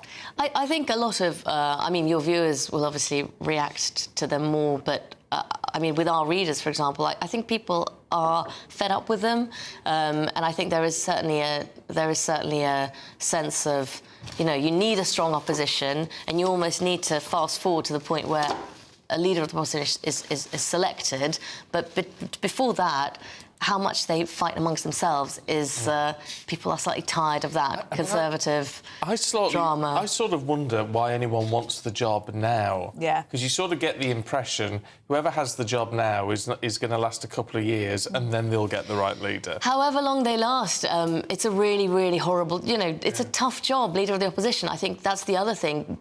How much do the current candidates realise that essentially, you're always going to struggle to get a fair hearing. You're going to struggle to get column inches. And this is where, you know, when you speak to people like Ian Duncan-Smith, who's done it, they just say, it's absolutely miserable opposition. It's a long time in opposition as well. I mean, you're looking at 5 years before anything can even change. Poison chalice, perhaps. Anna, good to see you. Thank you very much. If you've got any thoughts on that, let us know. And if you want to watch the interview in full with Dame Priti Patel, then you can check out Chopper's podcast on gbnews.com or wherever you get your podcasts. Now, the Duke and Duchess of Sussex have been welcomed to Colombia as they begin their 4-day tour of the South American nation. Harry and Meghan were met in the capital, Bogotá, by Colombia's Vice President, Francia Marquez, and her husband. Well, the couple attended a forum on our digital future where both Harry and Meghan spoke. And for me, the most important place that I sit in the world right now is as a mother. So I look at it through the lens of what my children, our children, are going to adopt as they get older, and how we can keep them safe, because I do believe all of us agree, despite whatever disparities there are throughout the world, no one contests the fact that we want to keep our children safe. Let's talk to Royal Correspondent Michael Cole. And as always, Michael, it's good to see you. Is she just coming from a good place here, talking about a mom? I mean, it's hard to balance it all out for me, because although, you know, the publicity courting I find difficult, some of the messaging isn't that bad, really. Well, I don't think anybody in the world is going to argue with the fact that we all love our children. We want to look after them. I think that was the essential message there. Of course, today, and good morning to you both. This is day 2 in South America of the Sussexes' tour of South America, the Do It Our Way Royal Tour. And, you know, I think it's the most risky thing they've done since they scooted from royal life and went off to Canada in 2020. It's risky physically because, you know, the Foreign and Commonwealth Office warns against all but the most essential travel to certain parts of Colombia, and says that there's a real risk of conflict in certain areas despite the ending of the civil war. But, of course, they're well protected here physically. But I think they have to wonder about how they sell their celebrity. That is their main currency and their royal status, and to whom they sell that currency. Obviously, they're out there meeting children, doing good, speaking out against cyberbullying, doing all the things that they are interested in, and good on them for doing those things. They're well worthwhile. But one wonders whether, and of course it's been said in Colombia, the opposition there, that the president, Gustavo Petro, will be manipulating and using and exploiting their royal presence to add a little bit of stardust to his regime, which has been mired in scandal from time to time and is not that popular at the moment. Does it feel like a royal tour to you? In a way, yes, because if you look at Meghan, she's there, she comes out, she's got the suit, she's got the smile, she is on point, and she's doing everything that she would have done had she stayed within the bosom of the royal family here, and doing it rather well. The different body language, I think, you get with him. He looks a little bit diffident, a little bit hesitant. Of course, he's smiling from time to time, but not necessarily enjoying it as much as she is. She seems to be running as they came out. We just thought, she said to him, "Hand," and he had to put out his hand to grab her hand. It was quite clear who was in charge of that particular stage management. But obviously, they want to do good. There's an awful lot of good that needs doing in the world, and if they can do some, jolly good for them. But I think I would be advising them against the risks of going to places like Colombia. That said, when he was Prince of Wales, the King and Camilla, Duchess of Cornwall, they did go to Cartagena for a different purpose. But and of course, later in the day, the royal couple, the Sussexes, will be going on to Cartagena, staying in a beautiful 5-star hotel, the presidential suite, and obviously meeting other people who are worth meeting. What comes out at the end of it, it's hard to know. I rather feel that they miss the expertise of the Buckingham Palace specialists, because whenever there's a royal invitation to anywhere within this country or overseas, it's looked at very carefully and studied. And is it a good place to go? Are these the right people we want to meet? Does this coincide with British foreign policy? And all of that has to go through number 10 in the Foreign Office before foreign trips happen. Would they have vetoed this trip? Well, we don't know, but I think it would be a strong possibility because of the volatility of the country, the physical danger is there. And of course, we know that Harry has spoken out about his fears about the safety of his own wife and children. That's in coming to this country. Well, I'm not sure what the Bogota murder rate is, but it's a great deal higher than London. Yeah. I've got my own royal visit, Michael, actually, today. My mother-in-law's my mother-in-law's coming down. What's this for? Is it an investiture? No, it should be. It should be. Yes, mother-in-law's coming today, and if that's not a royal visit, Michael, I don't know what is. Oh. Where are you taking her? Somewhere special? Yes, Stephen. What have you got planned? She's down for a week, Michael. Down for a week. So who knows what we're going to do? Anyway, you're very lucky. I am. I'm a very lucky man. Michael, thanks very much indeed. Thank you, Michael. Yes, you have to plan lots of tours and visits. Oh, there's lots going on. Yeah, it's going to be wonderful. There's lots going on. Ah, that's lovely. So there you go. Well, Queen of your life. Safe journey, ma'am. Safe journey. Oh, this blooming chair's going. Oh, no. It's off again. It's ridiculous. I mean, it's like a comedy. It's like a comedy event. I know, it was me yesterday. I feel like one of us has always got it. There you are, you're back. It's going down. Hand. Thank Here we are. Whilst I tell you about Britain's journey to net zero, because it's well underway, you know. Oh, is it? Some cities like Aberdeen could get left behind in the clean green switch, because Aberdeen has long been a hub for the British offshore energy sector. But the decline in oil and gas over the last 20 years has had a knock-on effect on jobs and the housing market.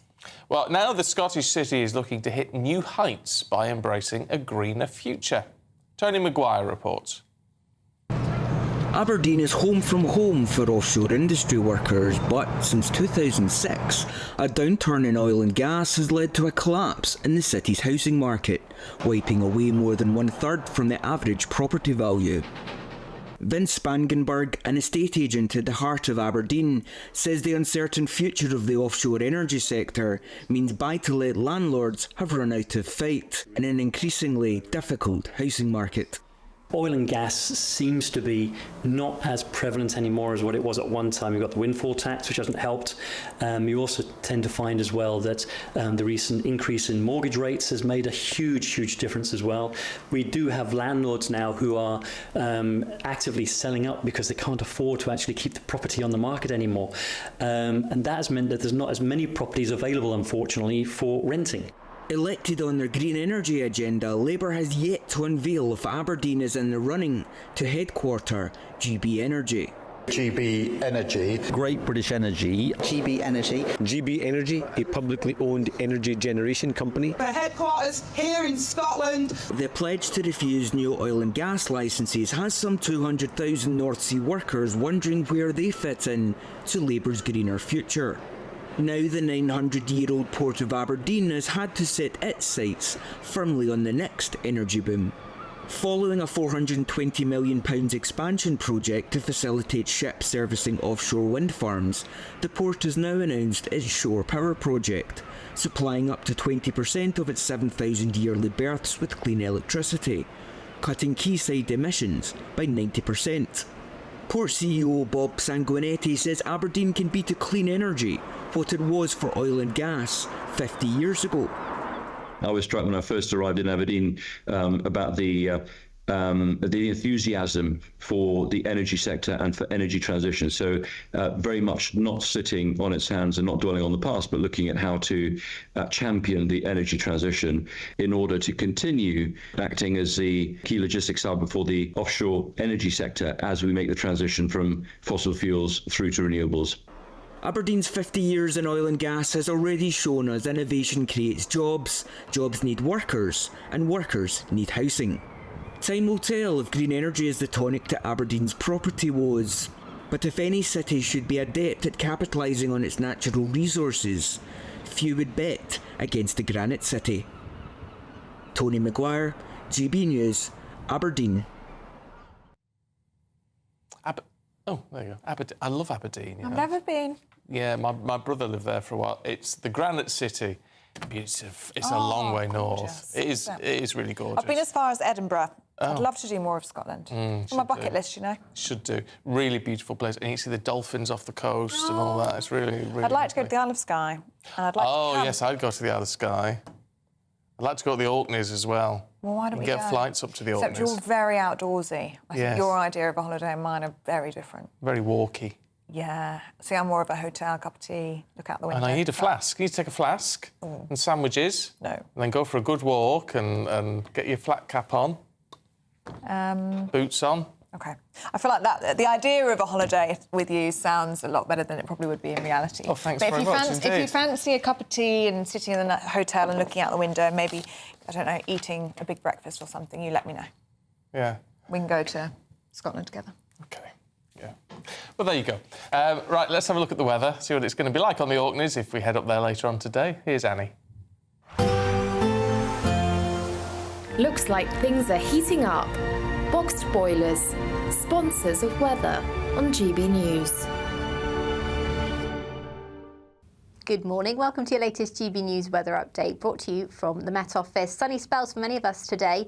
Still some rain to clear the far southeast, however, and it's going to be pretty breezy across the northwest. There's a risk of a few showers as well up here, but this rain may just take a couple of more hours to clear the far south and east. But once it does so, many of us will see a dry and fine rest of today, away from the showers across the far north of Scotland, where we do have that brisk breeze. So up in these areas, it will be a slightly fresh day, temperatures in the mid-teens, a little below average for the time of year. Elsewhere, though, it'll feel quite warm in that sunshine. Temperatures climbing towards the mid-20s across the southeast, but widely into the low 20s for many areas in the west as well. There's very little change as we head into Friday evening as well as into the weekend. Showers will persist for some western areas of Scotland. They don't look particularly heavy, but I think they will continue to push throughout the weekend. Drier towards Northern Ireland, particularly across eastern areas of Northern Ireland and much of Northern England as well as Wales, seeing a fine end to the week after the rather unsettled week we have seen this week, and temperatures still in the 20s to end the day. Temperatures will fall away quite quickly overnight, though, as clear skies develop quite widely, particularly across England and Wales, but also into Northern Ireland, some areas of Scotland later on in the night. So quite widely we'll be down into the single figures rurally. A much fresher night for most of us compared to the nights we've had so far this week. So rurally down into single figures, some towns and cities just staying at around 11 or 12 degrees. The strength of the breeze across parts of Scotland will hold temperatures up here as well. And that breeze will remain fairly brisk through much of Saturday and actually into Sunday too. But for many of us, Saturday is looking like a dry day. Limited sunshine across western areas. The best of sunshine will be across eastern areas of the UK, and here temperatures will climb once again to the mid-20s, possibly the lower 20s for parts of eastern Scotland and eastern Northern Ireland. See you again soon. Bye-bye. A brighter outlook with Box Solar, sponsors of weather on GB News.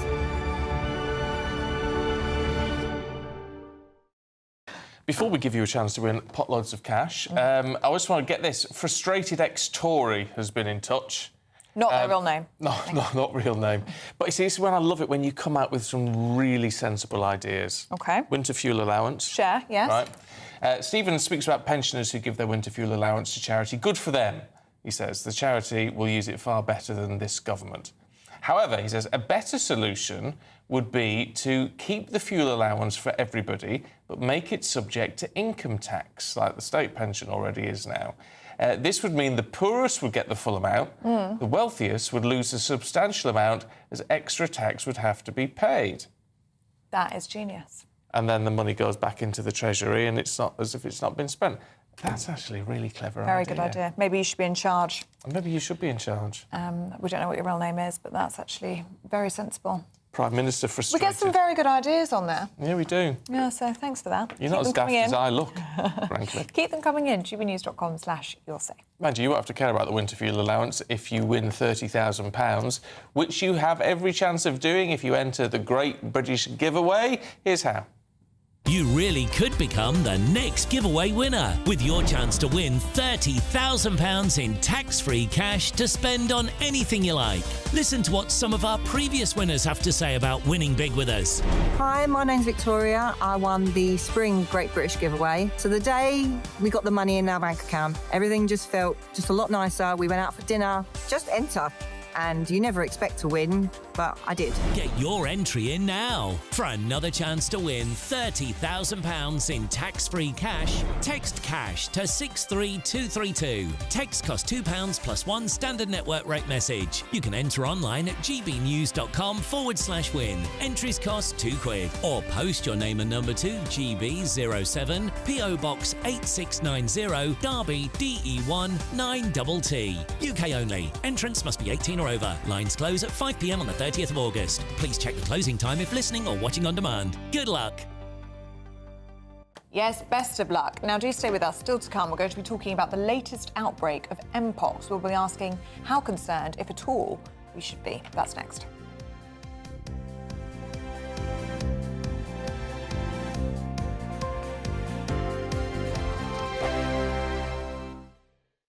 Hi there, I'm Michelle Dewberry, and I'm going to take a second to tell you all about my show, Dubes & Co. We start off with the issues of the day. We then bring in both sides of the arguments. We get rid of the disrespect, and then you throw me into the mix. And trust me, I'll tell it exactly how it is. And then, of course, the magic ingredient, you at home. We mix it all together, and what have we got? In my opinion, the best debate show in town. Monday to Friday, 6 till 7 on GB News, Britain's news channel. Welcome to State of the Nation, daily plunge into the stories shaping our country. I'm Jacob Rees-Mogg, and Monday to Thursday we bring you the insights, the facts, the truth about how our country is being governed. Because what happens in Downing Street matters down your street. Tune in to State of the Nation every Monday to Thursday, 8 to 9 o'clock. Only on GB News, the People's Channel, Britain's news channel. Join me, Nana Akwe, for an informative, interactive news programme with a difference. It's fun. It's true. You're not wrong. No one will be cancelled. Lovely. Join me from 3 p.m. every weekend, only on GB News, Britain's news channel. Every Saturday, 10 till 12, we'll bring you all of the news that you need to know. We'll also remind you that there is so much to smile about. It's my favourite time of the week. I get to relax, enjoy some light-hearted stories, and let Ellie teach me about fashion too. That's Saturday Morning Live, every Saturday, 10 till 12. Only on GB News, Britain's news channel. Join me, Neil Oliver, every Sunday night at 6 p.m. on GB News. And if an hour is not nearly enough for you, go to gbnews.com for special extended episodes online every Friday at 9 p.m, where we can truly get into the nitty-gritty of what's going on. GB News, Britain's news channel. Good afternoon, Britain. Your lunchtime update on the stories that matter across the UK. From breaking news and insightful analysis, inspiring stories and lively debates. You're comparing yourself to a former Prime Minister. Which is it? Stay informed, stay updated, stay entertained. I just don't know how anyone would not want to be there. Every weekday from midday. We are Good Afternoon Britain, only on GB News. Britain's news channel. Are the newspapers getting you down? My wife didn't divorce me that month. Struggling to separate the wheat from the chaff? I know that it's a bit of a circus at the best of times. Well, don't worry. Headliners has got you covered. We'll take the burden of reading the day's news, and if we get depressed, who cares? It's an occupational hazard, frankly. That's Headliners on GB News from 11 p.m. till midnight, and the following morning, 5 till 6 a.m. on GB News, the comedy channel. Nah, just kidding. Britain's news channel.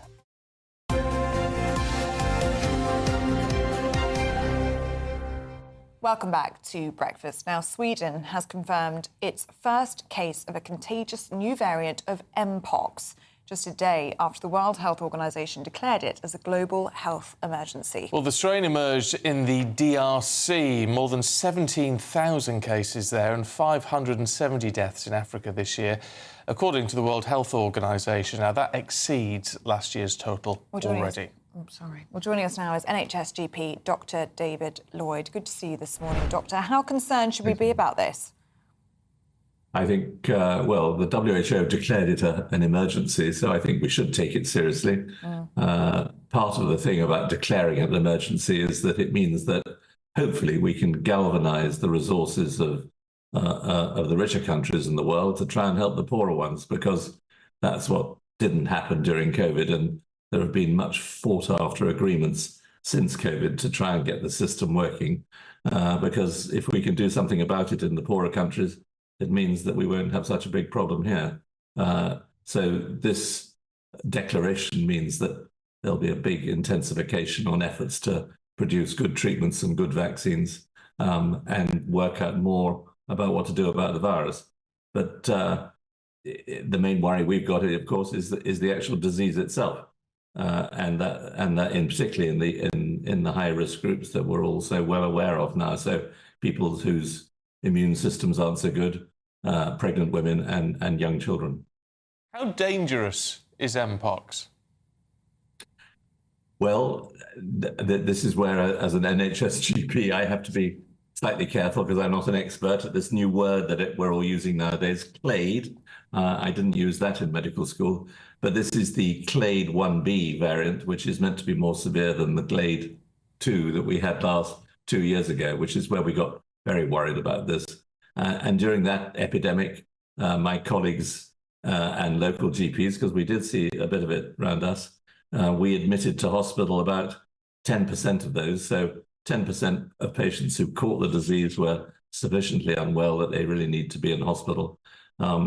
And so it is a very nasty illness, and this is meant to be worse. So particularly in children, and I guess that's something to do with malnutrition as well. But yeah, no, it's a pretty horrid disease. Even if you get, they call it a mild disease for some people, but even if you get the mild disease, it is pretty horrid. You're covered in spots and can't eat and drink for a while. And how does it spread? Well, it spreads in lots of different ways. You can spread in the atmosphere by droplets. The scabs that fall off, classically the rash arrives and blisters, and then the scabs fall off. The scabs themselves are intensely infectious. And then, of course, the sexual spread, which is because of skin-to-skin contact, which is what we saw 2 years ago. And there's an element of this as well. So there are high-risk groups who who do spread it by the contact method too. OK, Doctor, good to see you this morning. Grim news, but thank you very much indeed. So we just got to... It's interesting because I know, you know, there will be people who say, well, it's not an issue here, so why, you know, should we be overly concerned? He makes a very good point when he says we need to stop it coming here, and that means really sort of investing in where there is big problems now in Africa, because otherwise it will spread. In this global world we live in, we know how quickly these vectors operate, so we've got to get on with it. Yeah, no, we certainly do. Now, at 7:33, do stay with us, because still to come, Paul Coit is going to be here with all of our latest sports news. That's next.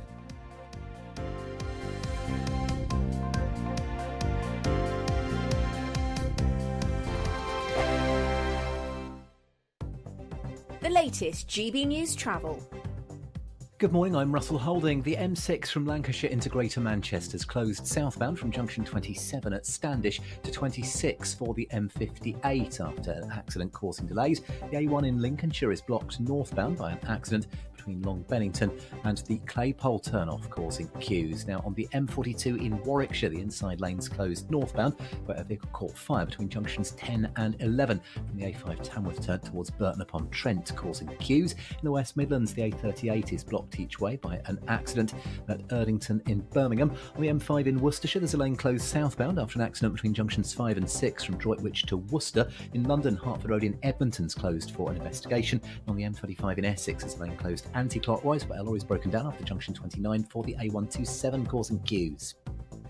You can stay up to date throughout the day by visiting our website, gbnews.com. Join me, Camilla Tominey, for a frank and honest discussion with those in power that cuts through the spin and gets to the heart of the issues shaping our nation. You haven't confirmed that you want to stand as leader, but you haven't ruled it out either. This report basically says that he's not fit to stand trial. Is he indecisive? Incompetent? I deliver the dose of reality Westminster needs. That's the Camilla Tominey Show at 9:30 every Sunday on GB News. The People's Channel, Britain's news channel. Welcome to State of the Nation, daily plunge into the stories shaping our country. I'm Jacob Rees-Mogg, and Monday to Thursday we bring you the insights, the facts, the truth about how our country is being governed. Because what happens in Downing Street matters down your street. Tune in to State of the Nation every Monday to Thursday, 8 to 9 o'clock. Only on GB News, the People's Channel, Britain's news channel. Are the newspapers getting you down? My wife didn't divorce me that month. Struggling to separate the wheat from the chaff? I know that it's a bit of a circus at the best of times. Well, don't worry, Headliners has got you covered. We'll take the burden of reading the day's news, and if we get depressed, who cares? It's an occupational hazard, frankly. That's Headliners on GB News from 11 p.m. till midnight, and the following morning, 5 till 6 a.m. on GB News, the comedy channel. Nah, just kidding. Britain's news channel. Hi there, I'm Michelle Dewberry, and I'm going to take a second to tell you all about my show, Jubes & Co. We start off with the issues of the day. We then bring in both sides of the argument. We get rid of the disrespect, and then you throw me into the mix. And trust me, I'll tell it exactly how it is. And then, of course, the magic ingredient, you at home. We mix it all together, and what have we got? In my opinion, the best debate show in town. Monday to Friday, 6 till 7 on GB News, Britain's news channel.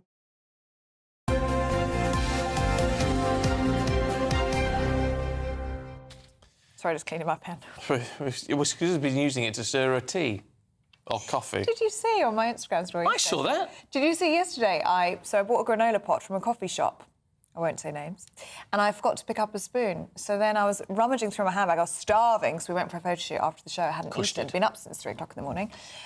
So, yeah, I got on the train, absolutely starving, hungry. So I was rummaging through my bag for something I could fashion into a spoon. And I used my lip gloss. I literally just shoveled it in. Nice. It was awful. Just use your fingers. Is that why Ew. you've got little bits of stuff? Yeah.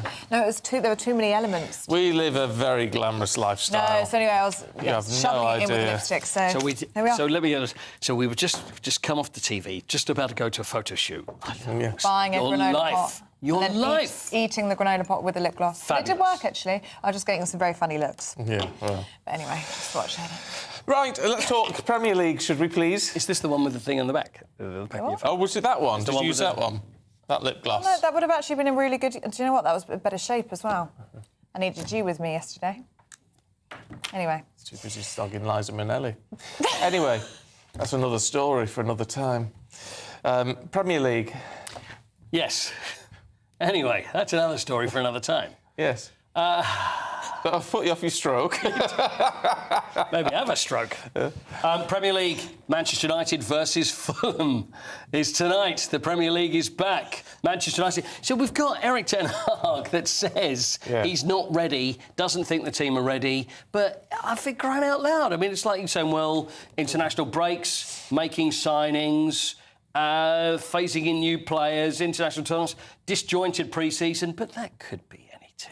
Yeah. Every team's got players that play. But he's not in a good... He's not in a strong position, is he? He's not really, and De Ligt and Mazraoui and more old Ajax players. 5 of the 14 signings have come from the Netherlands, which, of course, where Erik ten Hag is from.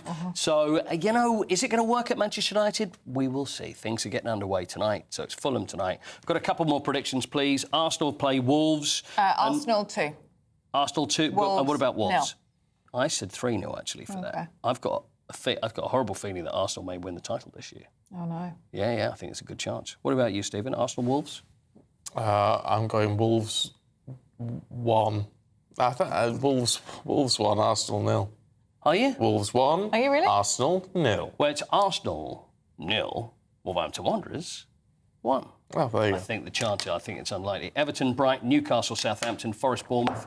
I can't wait. It's all back. Premier League refuses to declare what teams referees support. You're good. But I think that should have always been the rule. I agree, because there were problems last year. It was Stuart Atwell, who's a Luton fan, and then we had problems with Nottingham Forest saying, well, that's not right because he's doing favours to other teams. And it's like, it's nonsense. It is nonsense. No referee is going to go through their entire career, start right at the bottom, work their way up to the Premier League, and then start going, oh, you know what?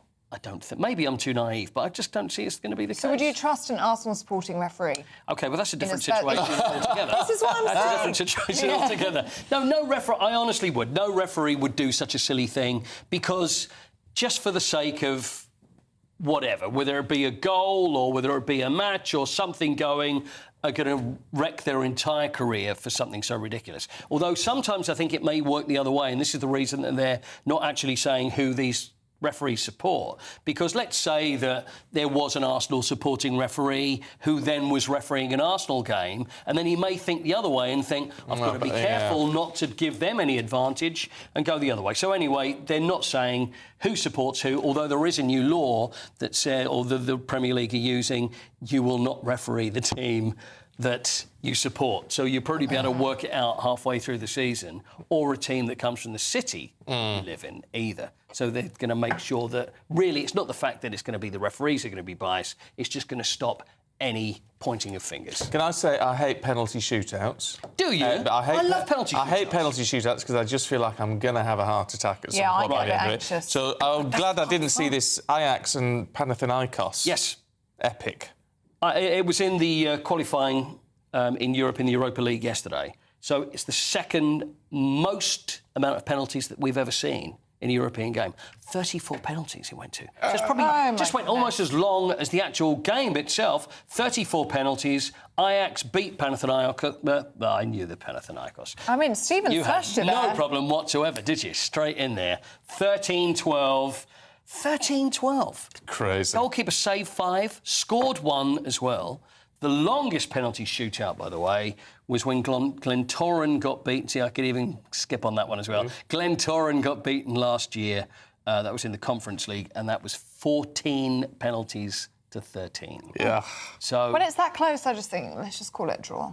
Oh, no, but the excitement... I think it's so cruel. I know, but the excitement, and when they say, oh, it's a lottery, it's not a lottery. Is it? No. There's so much more to it. It's not only a game of skill. It's a game of mental agility, and also you've got to have your head right as well. No, I don't know. No. I know, Ellie. A lot of people say that it is. I really do not believe that it is chance. No. And the pop star. Shall we do the? Oh yes. About the pop star? Yes. So it's Phil Collins. Yeah. Phil Collins' son Matthew I mean, what a talented... So it's Lily is his half-sister, Matthew's half-sister, and Phil's daughter. So Matthew Collins is 19 years old and he plays for WSG Tirol in Austria. There he is. That's him there. Which Played one? On the left? He's the one that looks like Phil Collins. That's the one. I There he wouldn't is. say he does look like Phil Collins. The bald one. Yeah, there's the bald one with the drumsticks. That's him there. There he is. That's Matthew. So he's only 18. Played against Bayern Munich at Sportpark Unterhaching. He also played for the Hanover under-19s, and they did the old thing that they had no idea who his dad is. They just took him purely on ability. But probably these days, if you'd said to a lot of his teammates, He wouldn't Phil know. Collins, wouldn't know who he was. No, but I tell you what, Phil Collins, what an absolute... The man is a legend. Oh, absolutely. And the fact he's got... I mean, look, his kids have probably not had a difficult life and all the rest of it, but I mean, Lily, brilliant actress. He likes Emily in fantastic. Paris. I love Emily in Paris. It's our little light thing. We think, should we watch something light? And chuck that on, and it's 20 minutes of just... See, I've never watched it. I've got so many friends that Lily in Paris I don't love mad. that. No. You did the younger Doesn't do it for me. Do you know what I have been watching the last few days? And I do really recommend, from a sporting perspective as well. Yeah. Dallas Cowboy Cheerleaders. Oh, you messaged me about that It's last got night. I got into a hole last night. If there's anything you want to watch, this is my recommendation to you. It's got everything. It's got sport, it's got religion, it's got eating disorders, it's got everything. Great. That's everything I want to see in a TV show. It's like Yes in the Dress with cowboy boots. There you go. So are they OK these days? Because I'm not with this sure. day and age, I think it's you've a got to lot. be careful with cheerleaders. I think it's a you lot, know? yeah. A lot of people got rid of the cheerleaders. Yeah. But it's an institution. They're probably more famous than the actual players. They are. Well, I recommend They're famous. watch it and get back to me. Yeah, no. There's a lot to unpack. We'll put it like I'll that. bet. Yeah. Right. Get out. Thank you. Oh, Thank you very much. Thank you very much 5 hours. indeed. We'll speak to you in an I'm hour. thinking now. Seeing as we need to promote Phil Collins, get him on the show. That's what I want now. I want Phil Collins on the show. OK. And drum kit, please, thank you. I can be... Oh, brilliant. Right, we've got the papers next. I was drinking. You can't dance, you can't sing, because we haven't got to pay the licence thing. We're not allowed, we haven't got a music Copyright. licence. Yeah. Cost you a fortune. Yeah, but the thing is, the tune was so off, you would never get done for PRS. Exactly. This is it. Oh, good. PRS, thank you. We know our loopholes. Anyway, stay with us. We're going to be going through the papers next with Tom Slater and Lynn May.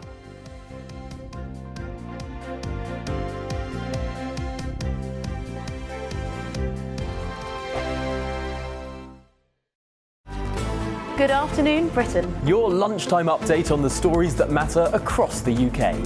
From breaking news and insightful analysis, inspiring stories and lively debates. You're comparing yourself to a former Prime Minister. Which is it? Stay informed, stay updated, stay entertained. I just don't know how anyone would not want to be there. Every weekday from midday, We are Good Afternoon Britain, only on GB News. Britain's news channel.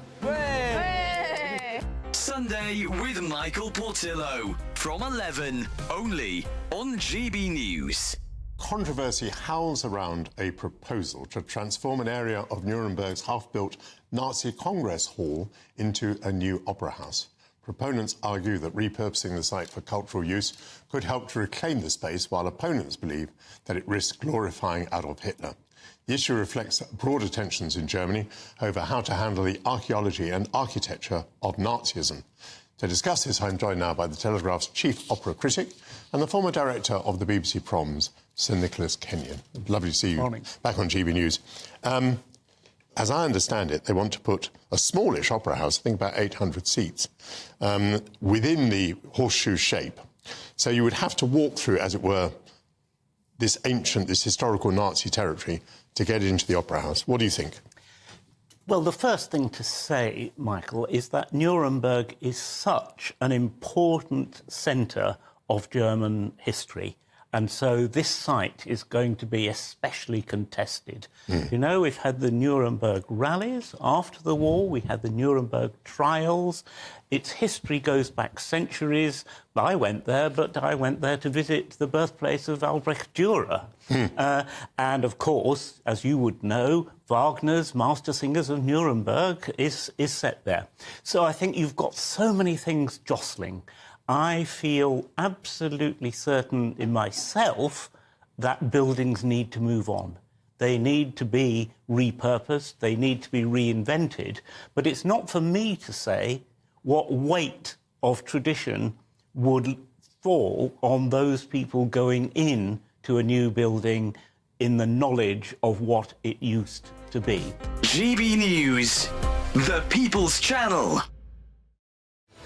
I'm Patrick Christie's. Every weeknight from 9, I bring you 2 hours of unmissable, explosive debate and headline-grabbing interviews. What impact has that had? We got death threats and the bomb threats on. As time passes, She could have saved Storm. You made my argument for me. My guest and I tackle the issues that really matter with a sharp take on every story. Went everywhere. something practical could be done. I can become something different. Patrick Christie's tonight from 9 p.m. only on GB News, Britain's news channel.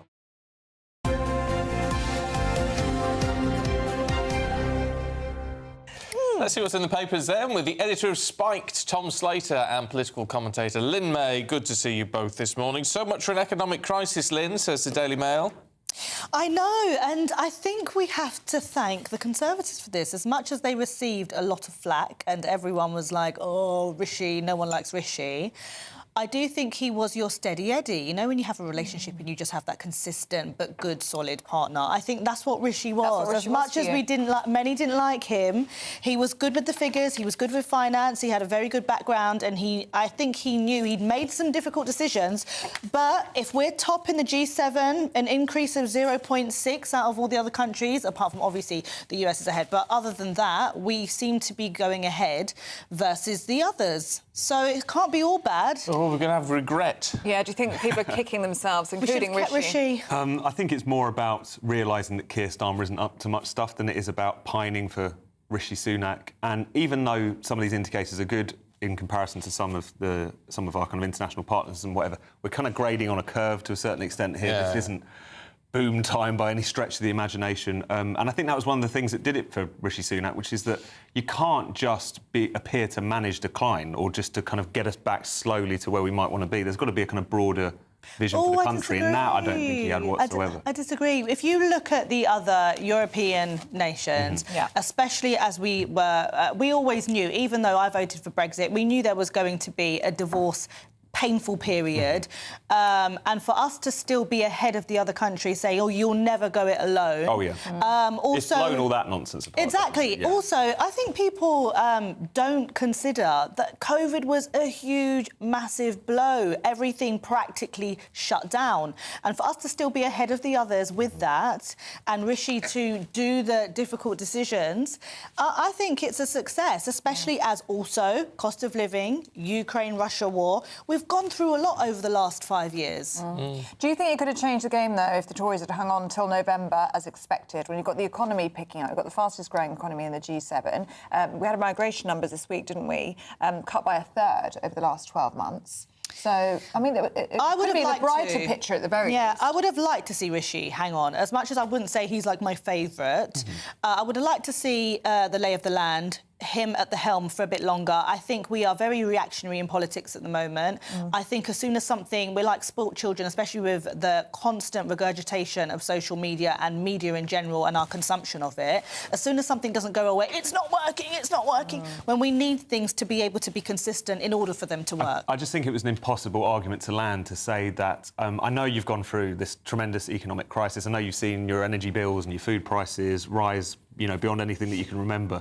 But it's still rising, just not at the same rate as before. That's a really difficult argument to land with people. And even if they didn't trust that Labour were going to drastically improve their sort of living standards, the sense that, you know, we've given them long enough.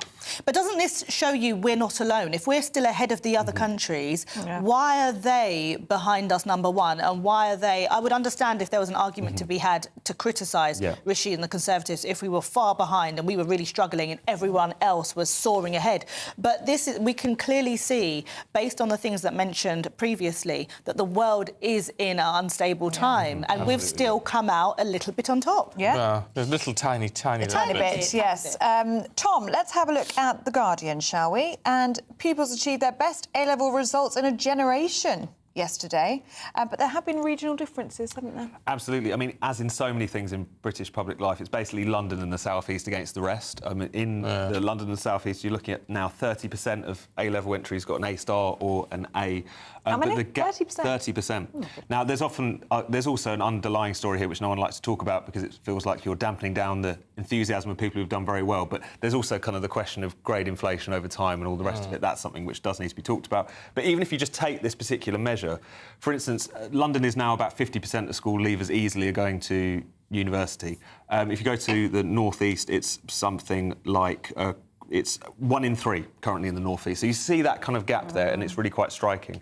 Now, obviously, a big part of the story here is private schools and grammar schools. Is it that they can go to university or they are going to university? I think from what the figures here, it's only that those are the ones who are going, but one would imagine that a lot of that has to do with the grades as well. You see, maybe people are just thinking... I mean, the idea of everyone going to university is becoming less of a pressure now, isn't it? Maybe people are going for apprenticeships and things in the north. Well, there is that, but these are people who have sat their A-levels, and also, if you look at the grades as well, even on the basis of grades, they're behind the rest of the country. So even if they wanted to go to university, it would be more difficult for them. And it's not as if, economically speaking, there are more opportunities outside of higher education, outside of white-collar work in other parts of the country. If you took London and the South East out of the equation, we'd be a very poor country. And that is reflected in these educational results. But even if you're talking about state schools, because there's one thing that parts of London do very well. You know, London has some of the poorest areas in the whole country, but you still, for whatever reason, in those places, can still send a lot of students to university. And you just think there just needs to be a little bit more attention on how you take a kid on free school meals in Tower Hamlets and a kid on free school meals in Hartlepool. How can we get to a situation where they shouldn't expect such disparate results? That should be a question that any government would be interested in. In 10 seconds, then. Yeah, I just think there needs to be a culture change. As we can see in the north, if we look at the average individual at school in the north, they receive 1,300 less. So that's why I sound like a cheerleader for the Tories, but that's why I did agree with their levelling up, putting more money in the north regions and so on and so forth. So, yeah. OK. Lynn, Tom, thank you very much indeed. Thank you. Let's look at the weather now with Annie. That warm feeling inside from Boxed Boilers, sponsors of weather on GB News. Good morning. Welcome to your latest GB News weather update, brought to you from the Met Office. Sunny spells for many of us today. Still some rain to clear the far southeast, however, and it's going to be pretty breezy across the northwest. There's a risk of a few showers as well up here, but this rain may just take a couple of more hours to clear the far south and east. But once it does so, many of us will see a dry and fine rest of today, away from the showers across the far north of Scotland, where we do have that brisk breeze. So up in these areas, it will be a slightly fresh day, temperatures in the mid-teens, a little below average for the time of year. Elsewhere, though, it'll feel quite warm in that sunshine. Temperatures climbing towards the mid-20s across the southeast, but widely into the low 20s for many areas in the west as well. There's very little change as we head into Friday evening as well as into the weekend. Showers will persist for some western areas of Scotland. They don't look particularly heavy, but I think they will continue to push throughout the weekend. Drier towards Northern Ireland, particularly across eastern areas of Northern Ireland and much of Northern England, as well as Wales, seeing a fine end to the week after the rather unsettled week we have seen this week. And temperatures still in the 20s to end the day. Temperatures will fall away quite quickly overnight, though, as clear skies develop quite widely, particularly across England and Wales, but also into Northern Ireland, some areas of Scotland later on in the night. So quite widely we'll be down into the single figures rurally. A much fresher night for most of us compared to the nights we've had so far this week. So rurally down into single figures, some towns and cities just staying at around 11 or 12 degrees. The strength of the breeze across parts of Scotland will hold temperatures up here as well. And that breeze will remain fairly brisk through much of Saturday and actually into Sunday too. But for many of us, Saturday is looking like a dry day. Limited sunshine across western areas. The best of sunshine will be across eastern areas of the UK, and here temperatures will climb once again to the mid-20s, possibly the lower 20s for parts of eastern Scotland and eastern Northern Ireland. See you again soon. Bye-bye. A brighter outlook with Box Solar, sponsors of weather on GB News.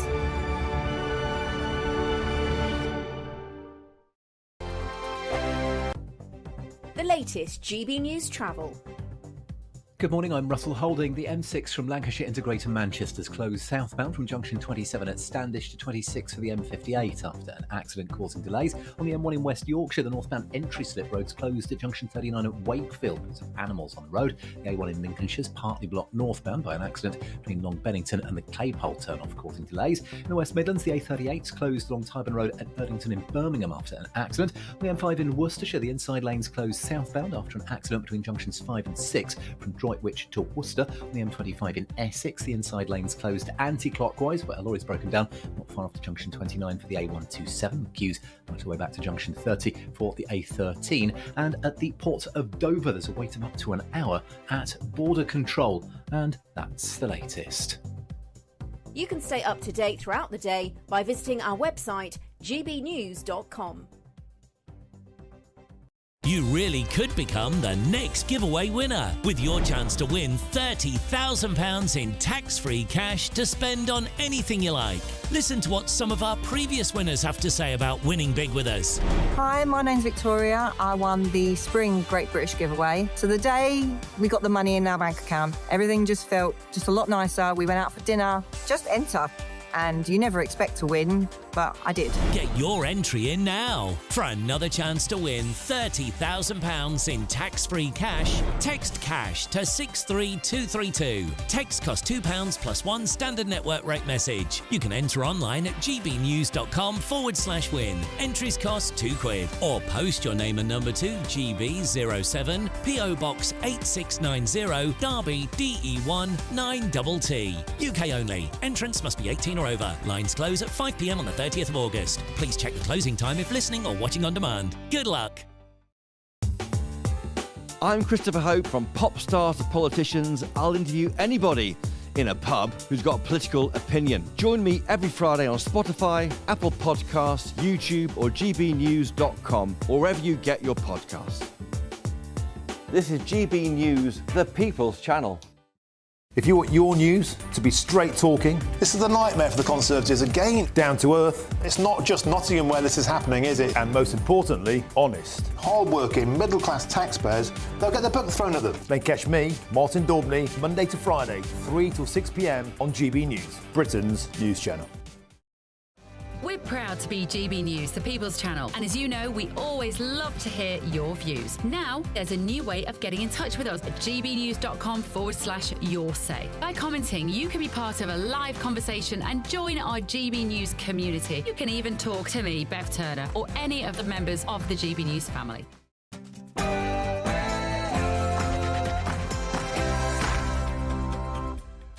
Good morning. Dame Priti Patel refuses to apologise over the Conservatives' record of high migration. The former Home Secretary says it's lazy to suggest that net migration was too high. Well, she sat down with our political editor, Christopher Hope, in this exclusive interview. Net migration has gone up 2 million over 4 years. And you don't want to say that was too much. I mean, many would say it is too much. But you can put context to it. Justice secured for infected blood victims as Labour confirmed financial support for life for victims of the worst treatment disaster in the history of the NHS.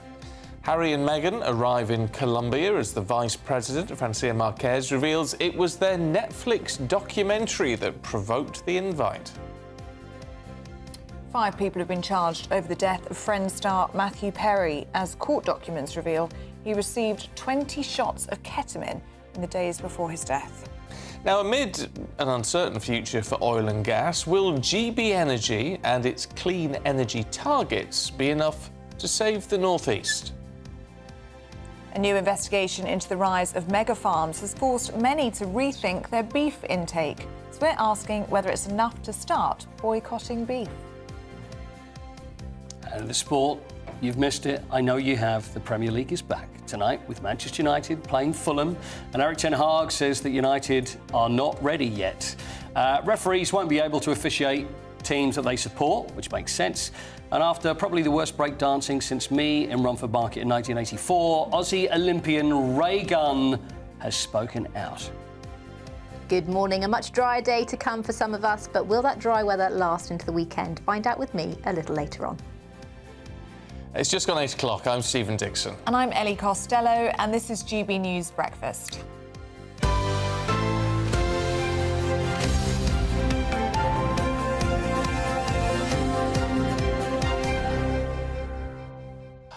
feel... Is it...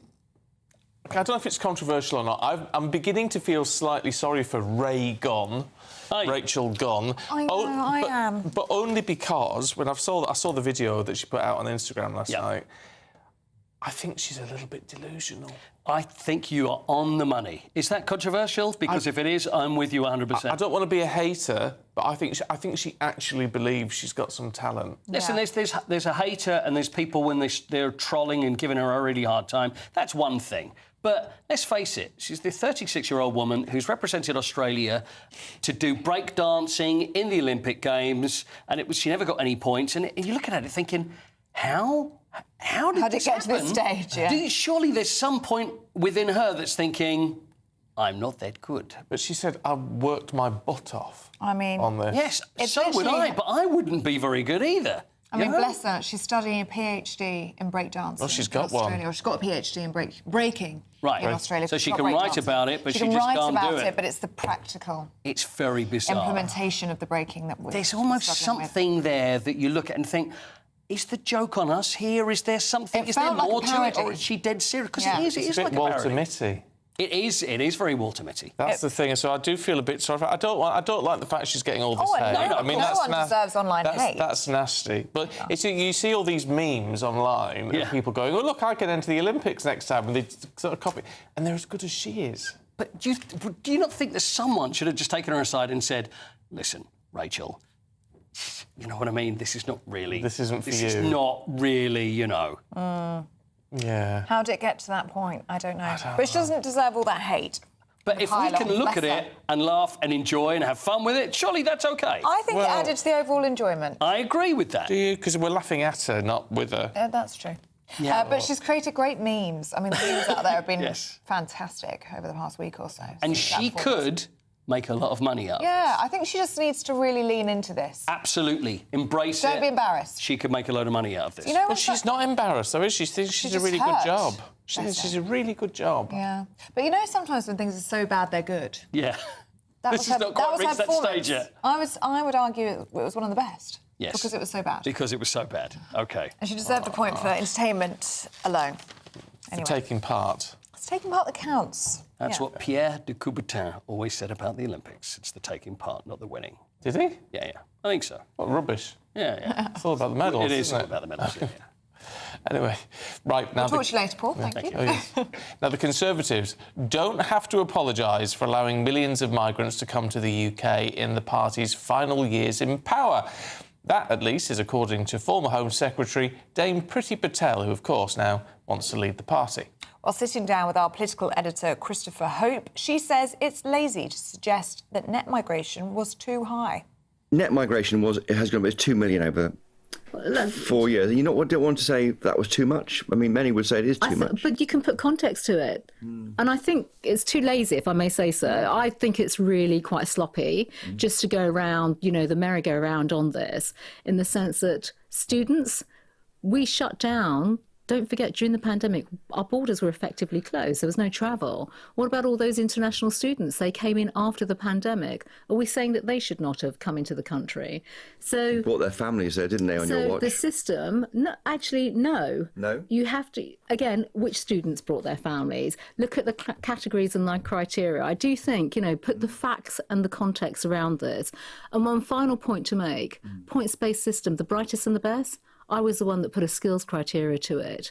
You don't come to our country through the points-based system unless you're sponsored, unless you're paying thousands of pounds for your visa, the immigration health surcharge, and you're sponsored. These are people that come here and work and contribute to our country and our tax base.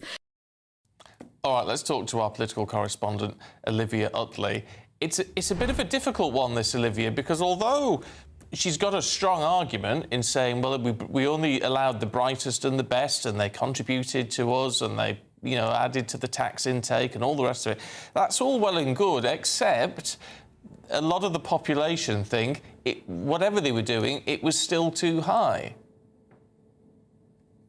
Well, exactly. I mean, it sounds a little bit like excuses from Priti Patel, which probably isn't what Conservatives want to see in a potential leader for the party. She says that the COVID pandemic impacted it, which of course is true. And then she makes this more sort of philosophical argument that the people who were coming here were under the points-based system, that therefore they were the brightest and the best. That was the sort of mantra of Boris Johnson, who actually at his heart is quite liberal and wasn't concerned with the idea of a sort of culture change in Britain. But that is what lots of ordinary people in the UK are worried about. Yes, they're worried about the impact on the economy of taking in lots and lots of migrants, but you could argue that Priti Patel has a point. If you're bringing in the brightest and the best, those people should be contributing to the economy. But the other thing, which I think Priti Patel seems to sort of miss here, which is odd given that she's vying for the kind of right-wing position on this Conservative leadership campaign, is that people in the UK are worried about the cultural impact of hundreds and hundreds of thousands of migrants coming over here. What will that do to the sort of fabric of Britain? And that's something which she doesn't really address. The problem for the Conservatives is they were in power for such a long time that almost everyone who's now vying to be the Conservative leader was tarred by the brush of a previous government. There isn't a sort of backbencher, an unknown name who's coming forward saying, I will break with everything that previous governments did. So all of these people are having to defend the record of the previous government, which, as we saw at the election, was a very unpopular government indeed. Positioning process, isn't it, for all 6 candidates in the Tory leadership contest, but especially for the Tory grandees, the types like James Cleverly and Priti Patel, because they almost have to defend the Tory record because they're defending their own record, but then they're also having to say that they've learnt lessons as to why the general election ended the way it did. Well, exactly, and it's a very, very tricky balance to strike. Most of these candidates are sort of coming from the right-wing angle, if you like. They're mostly saying Priti Patel, Suella Braverman, Kemi Badenoch. They are saying we lost this election basically because so many votes went to reform. Why is that? Well, immigration's a big part of it. How can we change that? But of course, they have to defend the record of the previous government, which, as you say, is their government, which did let in enormous numbers of migrants to Britain. So it's a really tricky balance for them to strike. And they're really aware as well of the process that takes place before a Conservative leader is elected. You have it whittled down to 2 candidates by the parliamentary party, so the party of MPs, which on the whole, and obviously I'm generalising a lot here, but that rump of Conservative MPs who are left tend to sway a little bit more to the centre. They're sort of centre-right rather than the right-wingers of the Suella Braverman ilk. But then once it's whittled down to 2, it goes over to Conservative members and they get the final vote on it. Now, Conservative members on the whole are much more right-wing. So these candidates have a lot of balances to strike. They're trying to defend the previous government, but also say that they will break with what the previous government did and do something completely different. They are also trying to keep their sort of centrist colleagues on side while trying to appeal to the much more right-wing Conservative members sitting at home. That is a really tough challenge. All right, Olivia, thanks very much indeed. Well, if you want to see Dame Priti Patel's interview in full with Christopher Hope, you can check out Chopper's podcast on gbnews.com or wherever you get your podcasts from. Now, the Duke and Duchess of Sussex have been welcomed to Colombia as they begin their 4-day tour of the South American nation. Harry and Meghan met in the capital, Bogota, by the Vice President, Francia Marquez, and her husband. Well, the couple attended a forum on our digital future where both Harry and Meghan spoke. And for me, the most important place that I sit in the world right now is as a mother. So I look at it through the lens of what my children, our children, are going to adopt as they get older, and how we can keep them safe, because I do believe all of us agree, despite whatever disparities there are throughout the world, no one contests the fact that we want to keep our children safe. Well, earlier we spoke to senior global reporter for the Mail Online, Nick Pisa. Right, yes, she was asked why she invited them, and she said that she'd seen the Duke and Duchess on Netflix and she'd been impressed by their story, and that she actually then contacted the Duchess last year and asked her to come to Colombia to visit the country.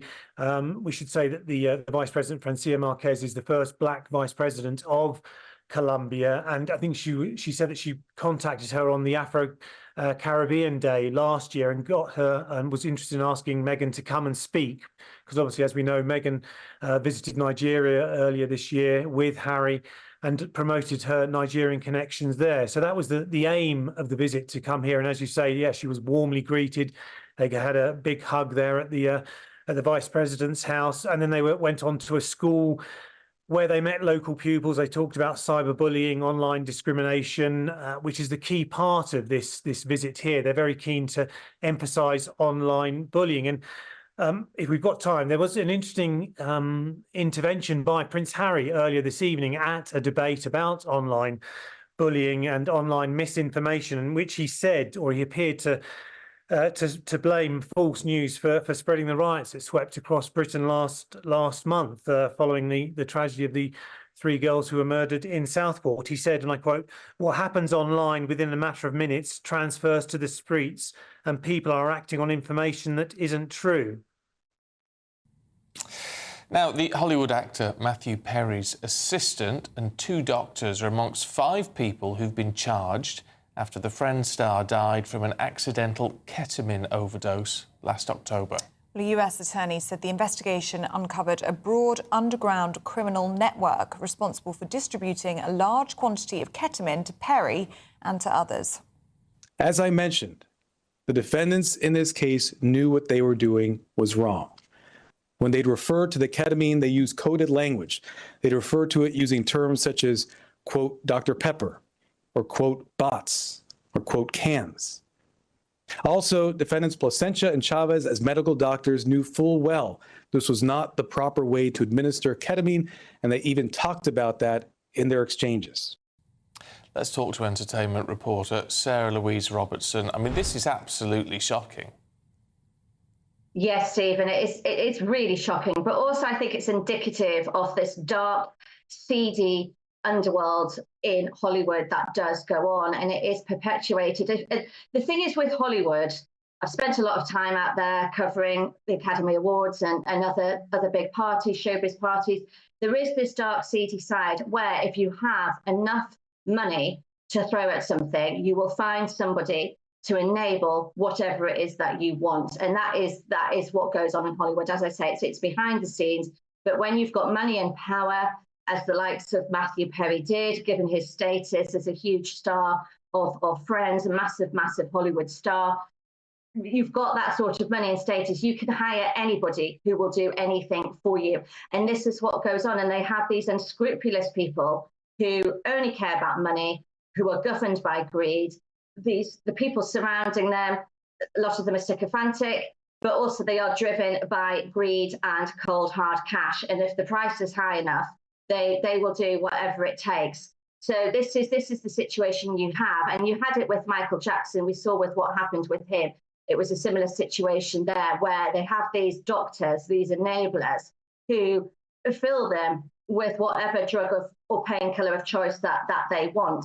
And then if that doctor doesn't, they'll find another doctor. And if that doctor won't, then they'll go on and they'll find another doctor out of them. So it's just a self-perpetuating thing that goes on over there. But it really is awful. And as I say, it's indicative of what happens in Hollywood behind the scenes.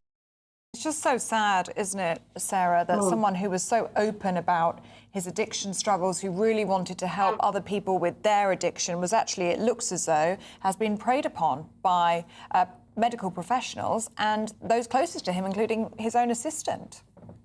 Yes, I agree. I think the thing that is the most hurtful is the assistant, because the assistant was someone who really sort of transcended that position, was meant to be a friend, and yet left him knowing that he was injecting him with these absolutely huge amounts of ketamine. I think the coroner said the amount that was found in Matthew's system was similar to what you would have when you go under general anaesthetic, which, as you know, is to knock you unconscious. And it's the fact that he went off shopping and left him in that state, allegedly. And that's just, you just think, where are people's morals and common sense? But sadly, it's just not there. And also the other thing I thought was really distasteful was the way that this group of enablers, as I'm calling them, there's these 5 people that were doing this to Matthew and providing these drugs for him, these huge amounts of drugs. The language that they were using in the text messages that was uncovered between this chain, this gang, it was just so distasteful, calling Matthew a moron, saying literally, how much more money do you think we can get him to pay? So it comes back to what I originally said to you. This really comes down to making money, and he was a cash cow. He was a cash cow to these unscrupulous people, and sadly, he thought these people meant him well, and they most certainly did not. But there are other Matthew Perrys in Hollywood. That the drug dealer who was called the ketamine queen, she's had friends come out and defend her. And I go so far to say that some of those so-called friends, I mean, no one has friends in Hollywood, but some of those so-called associates will be other customers of hers who will be panicking where they're going to get their next fix from and won't want to see her go to jail, because they'll be thinking, well, where will I go next to get my hit? I want to be able to get my hit. So this is what you have. It's a real seedy, corrupt underground system that goes on there. But there'll be more Hollywood deaths like this. These people will go, and then another group will come and take their place. That's how it works. Oh, it's so depressing, isn't it?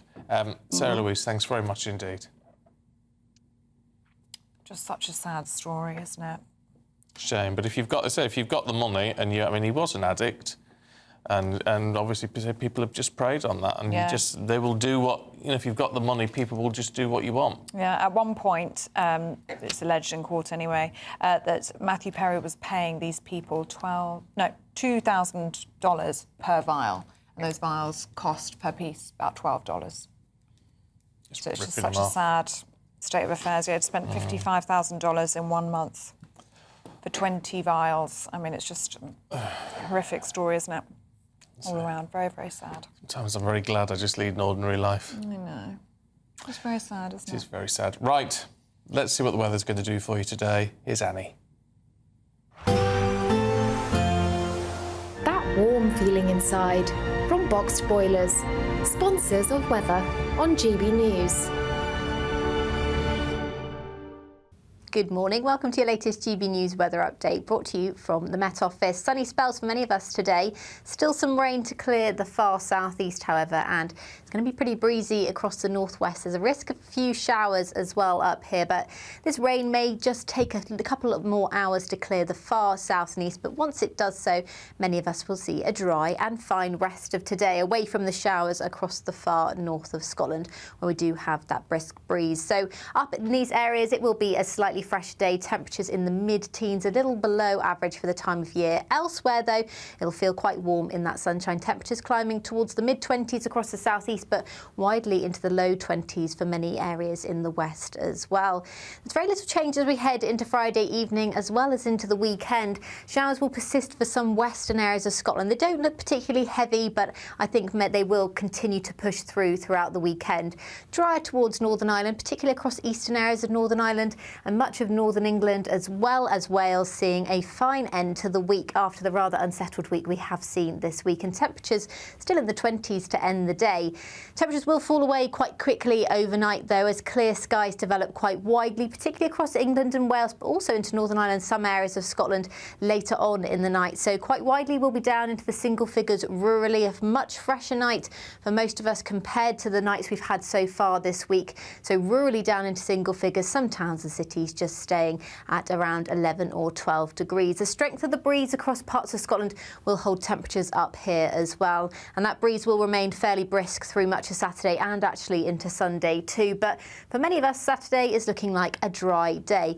Limited sunshine across western areas. The best of sunshine will be across eastern areas of the UK, and here temperatures will climb once again to the mid-20s, possibly the lower 20s for parts of eastern Scotland and eastern Northern Ireland. See you again soon. Bye-bye. A brighter outlook with Box Solar, sponsors of weather on GB News.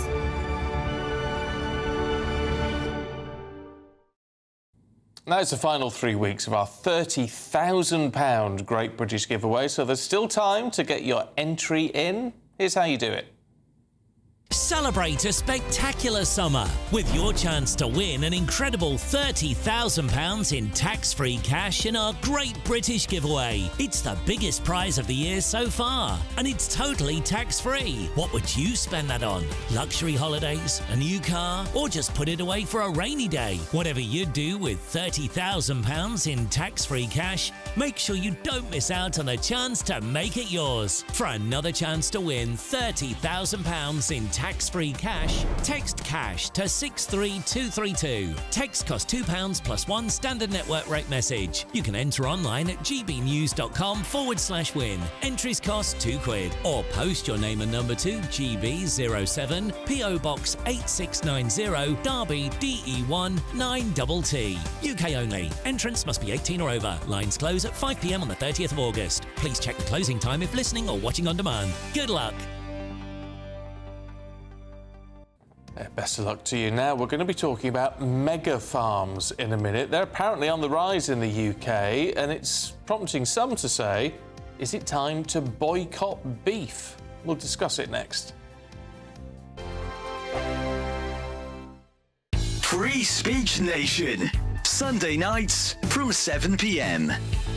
Have we reached a tipping point in the gender wars? So 6 years ago, comedy writer Graham Linehan, the man who created hit sitcoms such as Father Ted and Black Books, was cancelled for standing up for the rights of women. But have things actually got any better? Well, I'm delighted to say that Graham Linehan joins me now. Just in case anyone's watching who doesn't know what happened to you, what happened?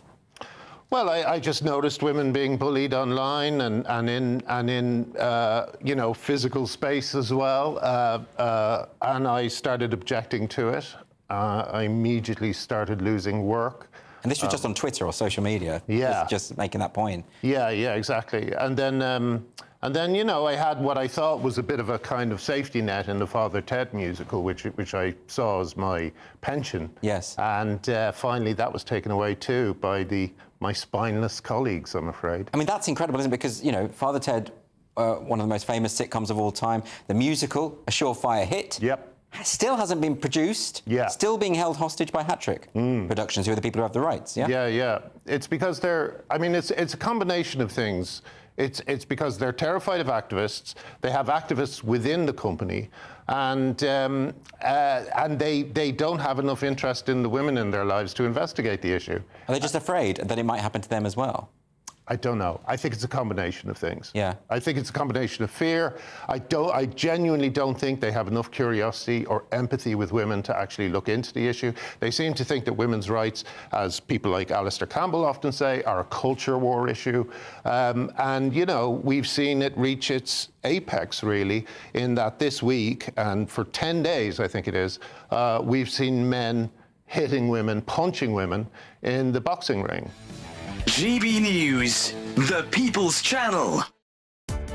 Welcome to State of the Nation, daily plunge into the stories shaping our country.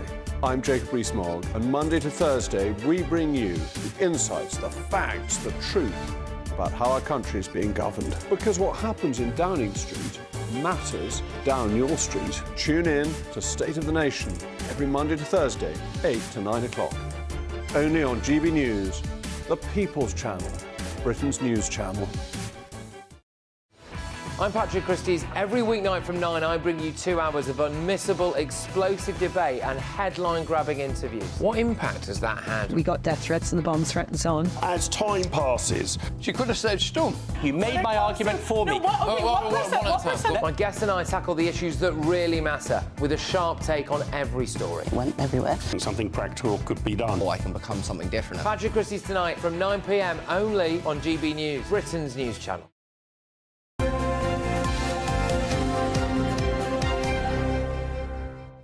Paul's got all the sport for us. Football fever, Paul, frankly. Do you know what? Has it shown that I do have a little football fever? Yes. Quite I thought it was just a little sniffly coming in this morning. No, but it's full on. It's Premier League fever. It's kicking in. Begins tonight with Manchester United at home to Fulham, which you predicted to be a win? No, 2-1, didn't you? 2-1. 2-1. So we're very excited to have the Premier League back. I thought it might be nice to speak to someone that knows a bit about it instead of me just sitting here. But, OK, good idea. One of our favourite footballers, coaches, Spurs legend. Oh, we could go through every team that he's played for. The great Clive Allen is with us this morning. Morning, Clive. Good morning. Great to see you. Have you missed it? How are you? Because I always say at the end of the season, I'm thinking like I could do with a break now, but by the time it comes round again, I'm ready and raring again. What about you?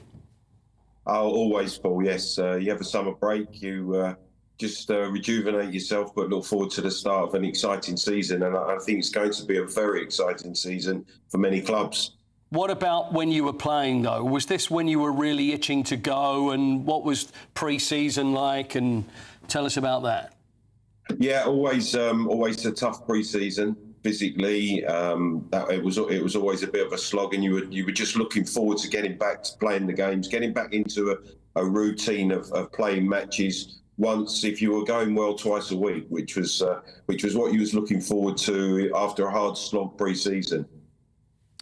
Erik ten Hag has said, because they're playing tonight, Manchester United against Fulham, saying that he doesn't think they're ready. Now, generally, I guess teams won't hit their stride until, a month in, maybe 2 months in, but surely, nobody's going to be completely ready. So what do you reckon he means by that? And is that a load of old nonsense? No, I think he's absolutely right. I think when you look at the squads of players now and coming from all parts of the world, most of the players have been playing, or the top players have been playing in European competitions, in South American competitions. Some of them have had maybe a 2-week break if they're lucky. Others have been back training for 6 weeks. So the bulk of the squad are at all different stages of their, obviously, physicality and their preparations for the start of the season. And it's not until the season starts, and I always feel 6 games in, will you see a real shape to the teams, and you'll see the players being up to full speed for the Premier League. So it takes a little while. Always a few unexpected results at the start of the season because of that. Well, I'm looking at Ipswich. So Ipswich have come up 22 years. They've been down, and now they finally go back to the Premier League. They've got Liverpool to Portman Road, first game of the season. So I'm guessing that they would be quite happy to play Liverpool early on, right? Absolutely. Liverpool with a new manager, as you said, Slot coming in, taking charge after Jurgen Klopp. Kieran McKenna, who's done an absolutely incredible job for 2 years, 2 back-to-back promotions, Ipswich Town back in the Premier League. What better way to start your Premier League campaign than at home to Liverpool? So that, for me, is a potential surprise result at the start of the season. Right. Now, what do you think then? So very early on, before the season starts, love a prediction. Who do you think is going to win the Premier League this season? I think it's between 2 again. I think it's between Manchester City and Arsenal. So obviously Manchester City, then you're saying. I'm going to opt for City. Is it? But there's such a conundrum there. Is it Pep Guardiola's last season? Yeah, we don't know. They've sold Alvarez, which I think was a slightly bizarre transfer. Are they going to bring in another big player before the transfer window closes? So there's still so many questions to be asked, but I do believe that it will be between City and Arsenal come the end of the season.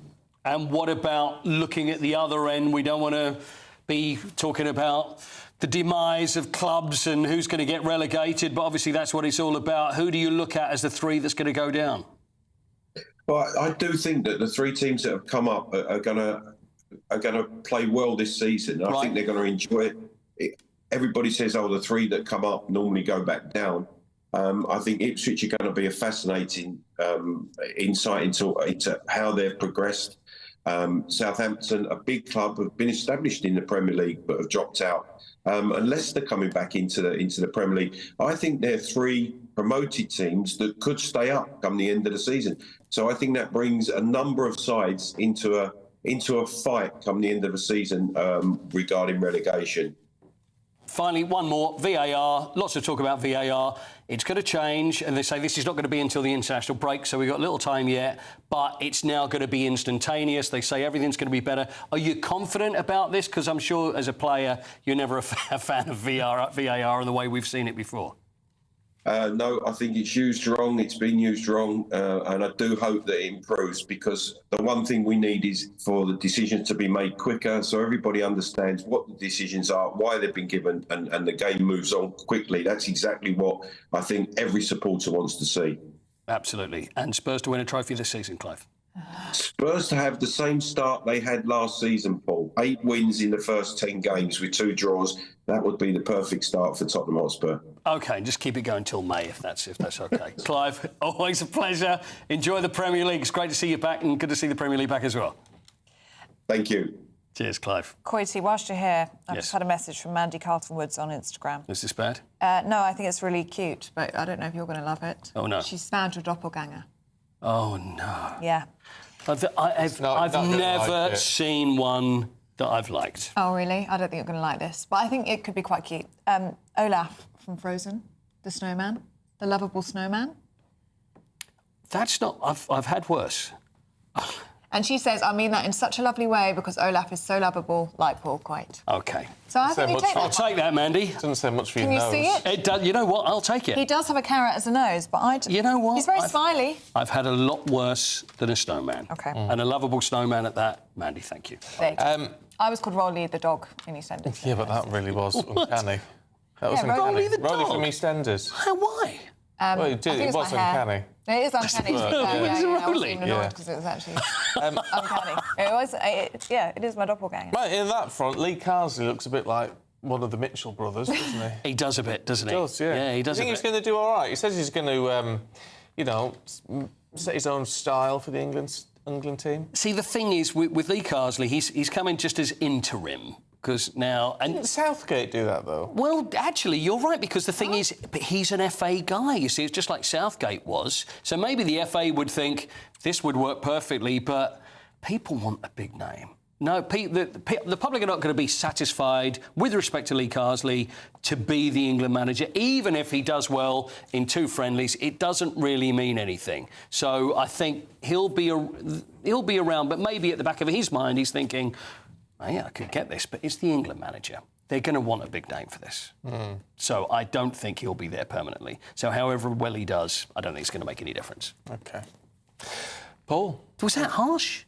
Yes. It wasn't like it might be fair. ray gun harsh, though, was it? Oh, no, go on. You've mentioned her now. You've mentioned her. Oh, there we are. In her Instagram... What I couldn't get over with that clip she posted last night was... She's called Dr. Rachel Gunn. Right. And she went... Hi, it's Ray Gunn here. Yeah, hello. Is that? Does she actually think of herself? Who she thinks she is now? No, I don't know. This is Don't wanna Rachel. be This is cruel. Ray Gunn, the breaker from the Olympics. She's the break dancer, and it was all a bit embarrassing. She got 0 points if you're not aware who she is or who she is. And I'm so confused by the whole thing, Stephen. I don't know whether she's serious, whether the whole thing is just a big joke, and then she's thinking, I'm going to make something out of this. Mate, I actually beginning to think that she actually does take herself very seriously. I get that sense. She's very upset. And she's upset because it's upsetting the whole street dance community. And she's got a PhD in breaking. How do Not break dancing. How breaking. does one get a PhD in breaking? Well, it's about, I think, the impact on Australian society. Oh, right. Breaking's impact. Is there a practical, or is it purely Well, written? clearly, I don't think there's a practical. I think it must be. I don't think so, because I she think probably it would have must be failed. written, yes. Oh, dear, poor. Maybe that's how we've ended up in this position. What happened Yes, there? I think so. Breaking. Oh, I see. All right. that I what thought that you were was? just angry for a second. What did you just break? A pen. Right in half.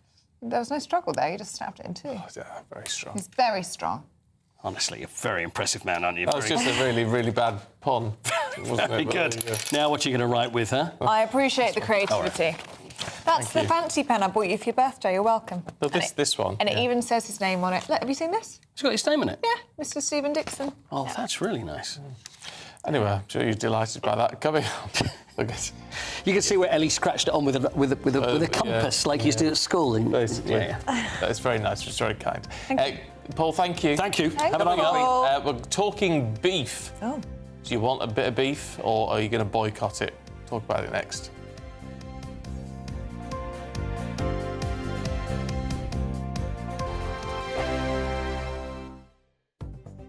The latest GB News travel.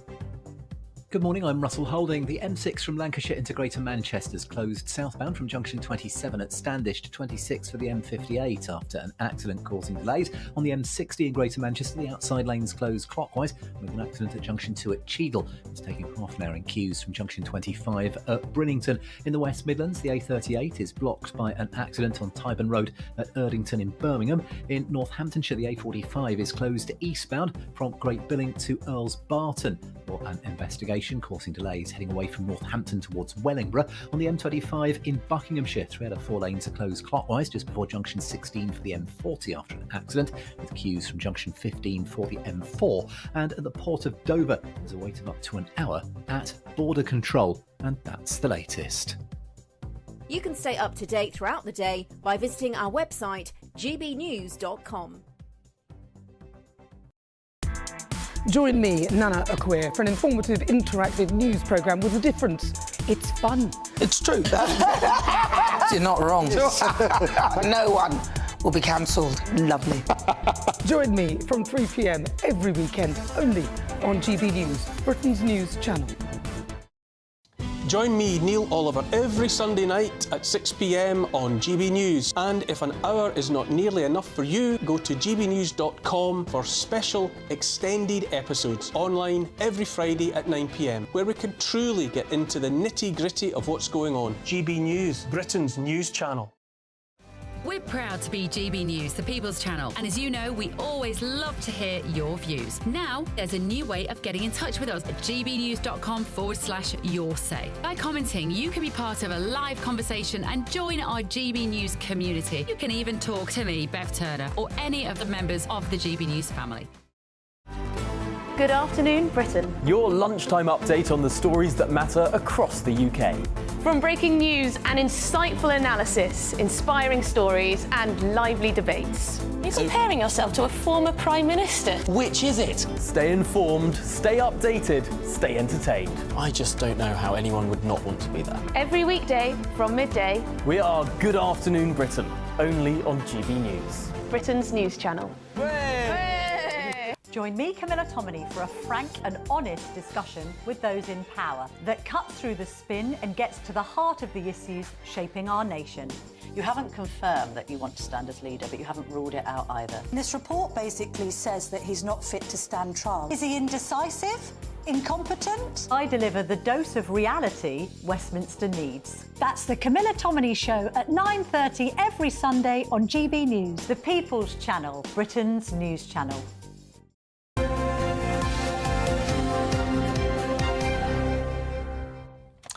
It's 8:39 now. A new investigation has revealed that more and more cows are being kept on what they're calling mega farms in Britain, increasing from 756 to 802 in 5 years and holding nearly 1 million cattle. Well, the campaign group Compassion in World Farming says the rise in large-scale cattle farming is deeply concerning. Well, we need to ask why, and if you're that worried, would you boycott beef? Well, we're joined this morning by farmer and director of Rayner Farms, Colin Rayner, and the nutritionist, Olivia Parry. Very good morning to both of you. Colin, let's start with you. I imagine you're going to say we can't boycott beef. It's very good for you. Well, if beef is a problem, I'll tell you what I'll do. I'll be in my garage all night with 2 of my cows. I'll then put the people who are against cattle in a shed that's sealed with their cars all night running. And in the morning, we'll discuss who is destroying the planet. So this is just daft. Cattle are not destroying the planet. The aircraft screaming overhead and the billions of cars on the road. This is just another attack on farmers by the vegans and on agriculture. And they're just using it as an excuse to have a go at the environment. The reason why Britain is so beautiful is because of the farmers. It's not because of National Trust or Natural England. It is the farmers that make this country wonderful and safe. And we produce... Forgive me, Colin, but I mean, isn't there the idea of mega farms and cows that are not I mean, the concern is that they're not seeing the light of day in all of this. I mean, it's almost like it's the equivalent of battery hens, isn't it? I beg to differ. I beg to differ. Because if you are a farmer, the cattle will only produce well if they're loved and looked after. And they call them mega farms. They are just very efficient farms that look after the cattle very well. And I'm fed up as a farmer being attacked every day by people living in towns. So let them eat grass and I'll eat beef. Thank you. OK. Olivia, what do you make of it? I think that cows should be fed on grass. We have a beautiful country with a lot of grass and it's free. And the composition of the beef that eats grass and is not kept indoors in these mega farms, eating grains and fed cereals, tastes so much nicer and it's so much healthier for us as well. It's said to have up to 5 times more omega-3 fatty acids, which are pro-immunity, whereas the grains are really high in omega-6s, which is, it's inflammatory. So that's where my argument would come from. I would say choose grass-fed beef and maybe have less of it, but choose good quality beef. That seems to be the nub of it, I guess, Colin, is that you want things to be as natural as possible, don't you? Well, the cattle are fed on grass in these farms. It's silage. And we all feed our cattle on silage. I graze my cattle on grass, but in the winter they're in sheds and we feed them on silage. And my view is you'd eat more beef. Best thing in this country to eat more beef at less starch. You'd be a lot more healthy. But Olivia, free-range and organic, it all sounds really lovely, but it's very, very expensive for people, especially in a cost of living crisis. Of course it's expensive, but personally, I would rather go without, especially chickens. I know this is about beef and cows. I would rather go without that sort of meat and spend a bit more on grass-fed beef and free-range chickens. Now, I understand that in the winter they have to come into barns and farmers do have a living to make, but, we all have a choice. And for me, I'm coming from a health perspective. So, yes, do the best that you can do. But I just think, the amount of antibiotics and pesticides that cows tend to need when they're kept in these mega barns, and that's what the article said, basically, they're kept inside all year long. They never get to go outside. That must be a terrible life. It's, I have compassion for them as well. I was vegetarian for 7 years. So I really care deeply about animals, but I do believe that beef is healthy. So, that's my opinion. I'm afraid we've run out of time, you two, but thank you very much for your thoughts there. That's Colin Rayner, Director of Rayner Farms, and the nutritionist Olivia Parry. Good to see you both this morning. Thank you very much. Loads of you getting in touch this morning on that one. It certainly got you going.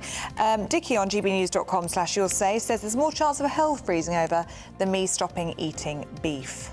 And Paul makes the point that beef, if we boycott beef, more British farms will close down. Then you'll have to import beef from South America. And we're talking about being better for the planet. So there's no good in that. Eat British beef, he says. If you're going to eat beef, yeah, British, why not? Yeah, and local. And Maria, on that point, says support your UK farmers, buy British. Keep those views coming in. gbnews.com/you'll say. Now, Tom Slater and Lynn May are going to take us through the papers in just a moment.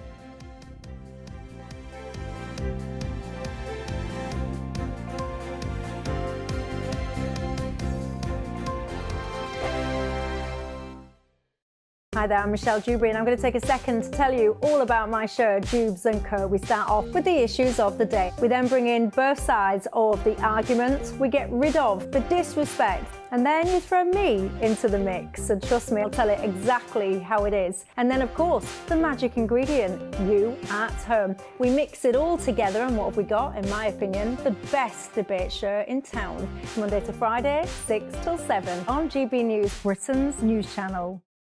This is GB News. Britain's news channel. Well, to enrich us on the best cheeses and wine to buy, I'm delighted to be joined by the CEO of Inflorescence, Jacinta Madison Wilson. Jacinta, thank you so much for joining us in the studio. Thank you so much for having me. Also, thank you so much for bringing what is what a Sunday you're having. of wonderful... What do we have before us? So, we've got 3 gorgeous wines to try today. We've got an English sparkling, we've got a beautiful rosé and a dessert wine, and, of course, cheese. Wonderful. And paired them all beautifully. Now, English sparkling wine has had a bit of a renaissance. Oh, it's incredible, isn't it? To use a French word to describe English sparkling wine. It's having a bit of a moment in the sun. Absolutely. I just think it's so exciting that this is right on our doorstep, essentially, an hour out of London, and we're around beautiful vineyards. The chalk sort of sediment is exactly the same as the Champagne region of France. Yeah, our soils are really similar. We use the same grape varieties a lot of the time. We make it in exactly the same way as Champagne. Our climate is like Champagne was 40 to 50 years ago. So we're really kind of drinking it blind. You almost wouldn't know that you're not drinking champagne. But it's right here on our doorstep. We can stay local now. Absolutely marvellous. Well, we've got... what is the best order to start? OK, well, we're going to start with sparkling, because all things in life should start with sparkling. I got married a month ago, and this was actually the... Thank you so much.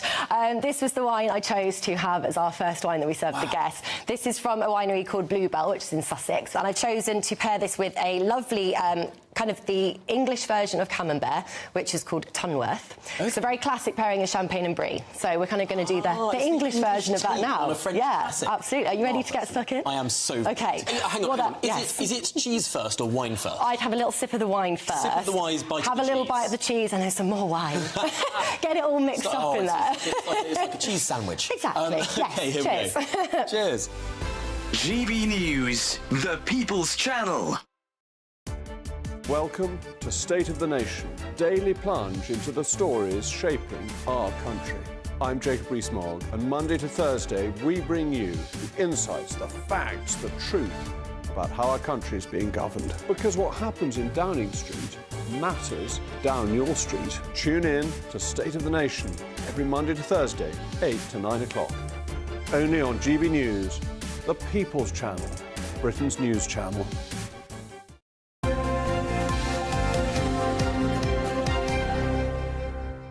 Right, let's see what's in the papers this morning with the editor of Spike, Tom Slater, and political commentator, Lynn May. I know, I'm just throwing that in there. For Very nice. Tom, can we have a look at the Sun, looking at... Matthew Perry. Matthew Perry. I just find this so sad that he's clearly been taken advantage of. That certainly seems to be the case. So there have been 5 people who have been charged over his death by a ketamine overdose in his hot tub, 2 of which were doctors. And one of the quite shocking revelations in here is that one of these physicians apparently even texted someone saying, I wonder how much this moron is willing to pay, because he was charging him something like 150 times cost price for the ketamine that he was ingesting. There's other people who have been implicated here, particular personal assistants, as well as just other drug dealers, as it were. But it's a story that you see repeated often, which is someone who's got a profound problem and a lot of money. There's a lot of people who can take advantage in those. I mean, it's the idea, because he wasn't just taking ketamine. It was, I mean, initially he had it prescribed for anxiety and depression. Well, anyone with any sense would not prescribe that type of drug to someone with an addiction problem. No, just absolutely. wouldn't, would you? And certainly not in the volumes that seem to be prescribed to him too. I mean, this is a sort of story that we see repeating itself. It raises difficult questions as well about, who is ultimately culpable in situations like this. Someone who, unfortunately, has these horrendous habits, or the people around them who are, shall we say, enabling them, but at the same time, responding to someone who's clearly already had a problem, if you see what I mean. It's really sad, and obviously we don't know all the details of the case, and there are people that do enrich themselves and they do take advantage, and sometimes that does actually lead to the initial start of someone being addicted. But I do think there is a thin line of, holding those accountable who got the drugs, and actually the accountability lays within yourself to say, no. And a similar story with regards to, like, Michael Jackson, we were discussing this earlier, of, like, blaming the doctor. Is this maybe Matthew's loved ones that are trying to attribute blame, as opposed to having to accept the reality that their friend, loved one, was an addict, Yeah. It's just so sad, isn't it? Lynn, what do you make of all this Rachel Gunn business? She's come out and said she's very upset. Rachel Gunn? Breakdance. Yeah. Oh, sorry. With breakdancing. Raygun, yeah. Raygun. Now, when I watched it, I did wince. I'm not going to lie to you. I was a little bit like, oh, I haven't cringed that you hard know. in many a year. Yeah, but I guess I think of this as like two-sided. Why can't someone just take to the floor and spin on their head, even though they wouldn't be seen as the person to do it? If she had spun on her head, that would have been all right probably. But she just sort of did a funny sort of floor dance. Kind of fell over. Like It was just very. Yeah, it was embarrassing. But as I say with everyone, if you decide to put yourself out there in the public, you have to be ready for the good and the bad comments. So it may be sad, but, you know, should people be silenced and only say the good things about, public figures? No. I mean, I feel really sorry for her, obviously, the amount of online hate that she's getting. Nobody deserves that. I mean, apparently she's been getting death threats and things like that. Nobody deserves that. But you do ask the question, how did it get to this point? How is she representing her country at the Olympics? That just doesn't make... Especially because when you saw some of the clips... I mean, I know including breakdancing in the Olympics was controversial, shall we say, anyway, but when you saw some of the clips of the other people who were competing, incredible talent, incredible skill level, and you think, was this really the best their nation could have produced? It felt like this was always going to happen, paired with that ridiculous, like, kangaroo routine. It felt like a joke. It felt like a parody. I mean, I don't know if you're aware of him, there's a Australian comedian called Chris Lilly who does mockumentaries where he often plays all the characters. And it's you'd know him if you saw him. He's been in loads of stuff. And it looked like one of his sketches from when he was like a drama teacher at school or whatever. It just looked like one of his comedy sketches. I can see why some people would be frustrated, because breakdancing and the history behind it, the hip-hop scene, it was seen as an expression, especially for a group of people who were oppressed in the 80s. So for this lady to come and kind of make a mockery... She didn't even make an effort with the dress code. You know, when you see breakdancers, they have a certain level of, like, fashion, quirky dress sense. And she just looks like a Pontin's dancing instructor. The routine looks a bit like that as well, as if, you could teach the kids a bit of breakdancing one morning or whatever. I know. Kind of happy, clappy. Not my person favourite leading of the Olympics, I have to say. Maybe we're all being punked. Who knows? Maybe it'll all come out. Tom, just to end this hour, can we talk about the lovely baby beavers? There has been a beaver baby boom, you'll be pleased to hear. So in Ealing in West London, they've had... of all places. Of all places. Apparently it's the first beavers to be born in urban London for 400 years. Oh, they are so cute. So it's been an incredibly long time coming. It's something where, actually, up until about 20 years ago, the population Britain-wide had more or less completely died out. But there's been these attempts to kind of reintroduce them in Scotland as well as in England, and, starting to bear fruit even in suburban West London. Something in the water, maybe. Oh, well, there you go. Very good, yeah. It's not a bad thing, because dams and all the rest of it actually would not be a bad thing for some of the problems we've got at the minute. More it's a good thing to reintroduce, isn't it? Do you know what a baby beaver is called? No. A kit. Oh. Yes. There you go, fun fact. Cute. There you go. And in Ealing, I think there were 2 kits. Yeah, 2 kits. In a family of 5. There you go. The beaver family in Ealing. I love that. Oh, it's nice. Good. It's a nice story, isn't it? Thanks for bringing that to us, Tom. Not at all. Need something to smile about. Yeah, we need it, don't we? Right. Is the weather going to be anything to smile about? I just don't know. I can't work it out. We had a terrible day a couple of days ago. Then it was quite nice yesterday. Then it chucked it down last night. It's looking OK today, I think. I do not know what I need to wear. Well, Annie Shuttle was going to tell you. Here she is. Looks like things are heating up. Boxed boilers, sponsors of weather on GB News. Good morning. Welcome to your latest GB News weather update, brought to you from the Met Office. Sunny spells for many of us today. Still some rain to clear the far southeast, however, and it's going to be pretty breezy across the northwest. There's a risk of a few showers as well up here, but this rain may just take a couple of more hours to clear the far south and east. But once it does so, many of us will see a dry and fine rest of today, away from the showers across the far north of Scotland, where we do have that brisk breeze. So up in these areas, it will be a slightly slightly fresher day, temperatures in the mid-teens, a little below average for the time of year. Elsewhere, though, it'll feel quite warm in that sunshine. Temperatures climbing towards the mid-20s across the southeast, but widely into the low 20s for many areas in the west as well. There's very little change as we head into Friday evening as well as into the weekend. Showers will persist for some western areas of Scotland. They don't look particularly heavy, but I think they will continue to push through throughout the weekend. Drier towards Northern Ireland, particularly across eastern areas of Northern Ireland and much of Northern England, as well as Wales, seeing a fine end to the week after the rather unsettled week we have seen this week. And temperatures still in the 20s to end the day. Temperatures will fall away quite quickly overnight, though, as clear skies develop quite widely, particularly across England and Wales, but also into Northern Ireland, some areas of Scotland later on in the night. So quite widely we'll be down into the single figures rurally. A much fresher night for most of us compared to the nights we've had so far this week. So rurally down into single figures, some towns and cities just staying at around 11 or 12 degrees. The strength of the breeze across parts of Scotland will hold temperatures up here as well. And that breeze will remain fairly brisk through much of Saturday and actually into Sunday too. But for many of us, Saturday is looking like a dry day. Limited sunshine across western areas. The best of sunshine will be across eastern areas of the UK, and here temperatures will climb once again to the mid-20s, possibly the lower 20s for parts of eastern Scotland and eastern Northern Ireland. See you again soon. Bye-bye. A brighter outlook with Box Solar, sponsors of weather on GB News.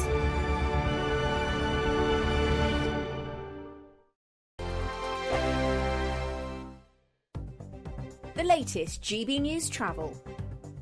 Good morning, I'm Russell Holding. The M66 in Lancashire's blocked northbound at the A56 Ramsbottom Junction causing queues. The M6 from Lancashire into Greater Manchester's closed southbound from junction 27 to 26 from Standish to the M58 after an accident causing delays. On the M60 in Greater Manchester, the outside lanes closed clockwise at junction 2 at Cheadle after an accident, taking half an hour in queues from junction 25 at Brillington. The M1 in Northamptonshire's blocked northbound by an accident just after junction 16 Northampton causing queues. On the M6 in Warwickshire, the inside lanes closed southbound. Someone's broken down between junctions 3 and 2 near Coventry. It's very slow towards and past there. On the M25 in Buckinghamshire, 3 out of 4 lanes closed clockwise just before junction 16 for the M40 after an accident, with queues from junction 15 for the M4. And at the Port of Dover, there's a wait of up to an hour at border control. And that's the latest. You can stay up to date throughout the day by visiting our website, gbnews.com.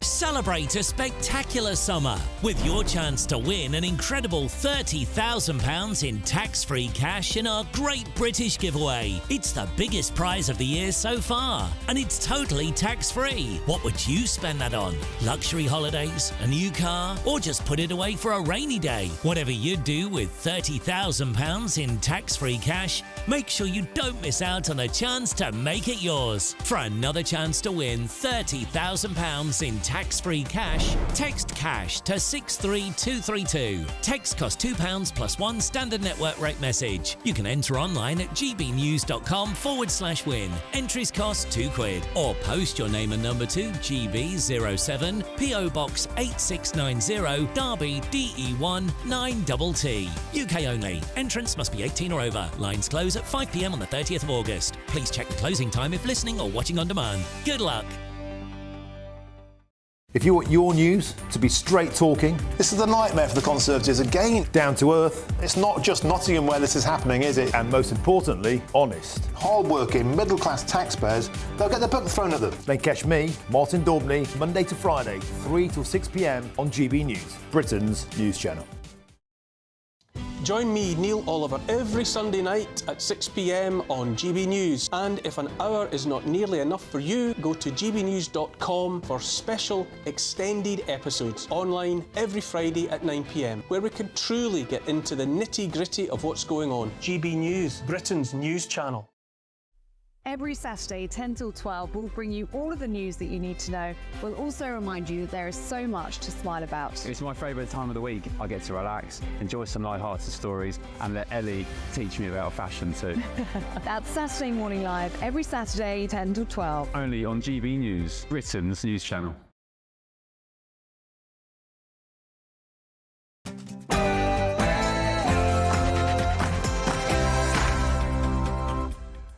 Good Good morning to you. Dame Priti Patel refuses to apologise over the Conservatives' record of high migration. The former Home Secretary says it's lazy to suggest net migration was too high. Well, she sat down with our political editor in an exclusive interview.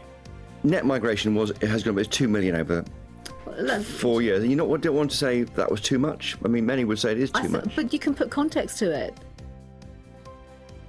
Harry and Meghan arrive in Colombia as the Vice President there reveals it was their Netflix documentary that provoked their invite. Justice secured for infected blood victims as Labour confirmed financial support for life for victims of the worst treatment disaster in the history of the NHS. 5 people have been charged over the death of Friends star Matthew Perry as court documents reveal he received 20 shots of ketamine in the days before his death. Good morning. A much drier day to come for some of us, but will that dry weather last into the weekend? Find out with me a little later on. Just gone 9 o'clock. I'm Stephen Dixon. I'm Ellie Costello, and this is GB News Breakfast.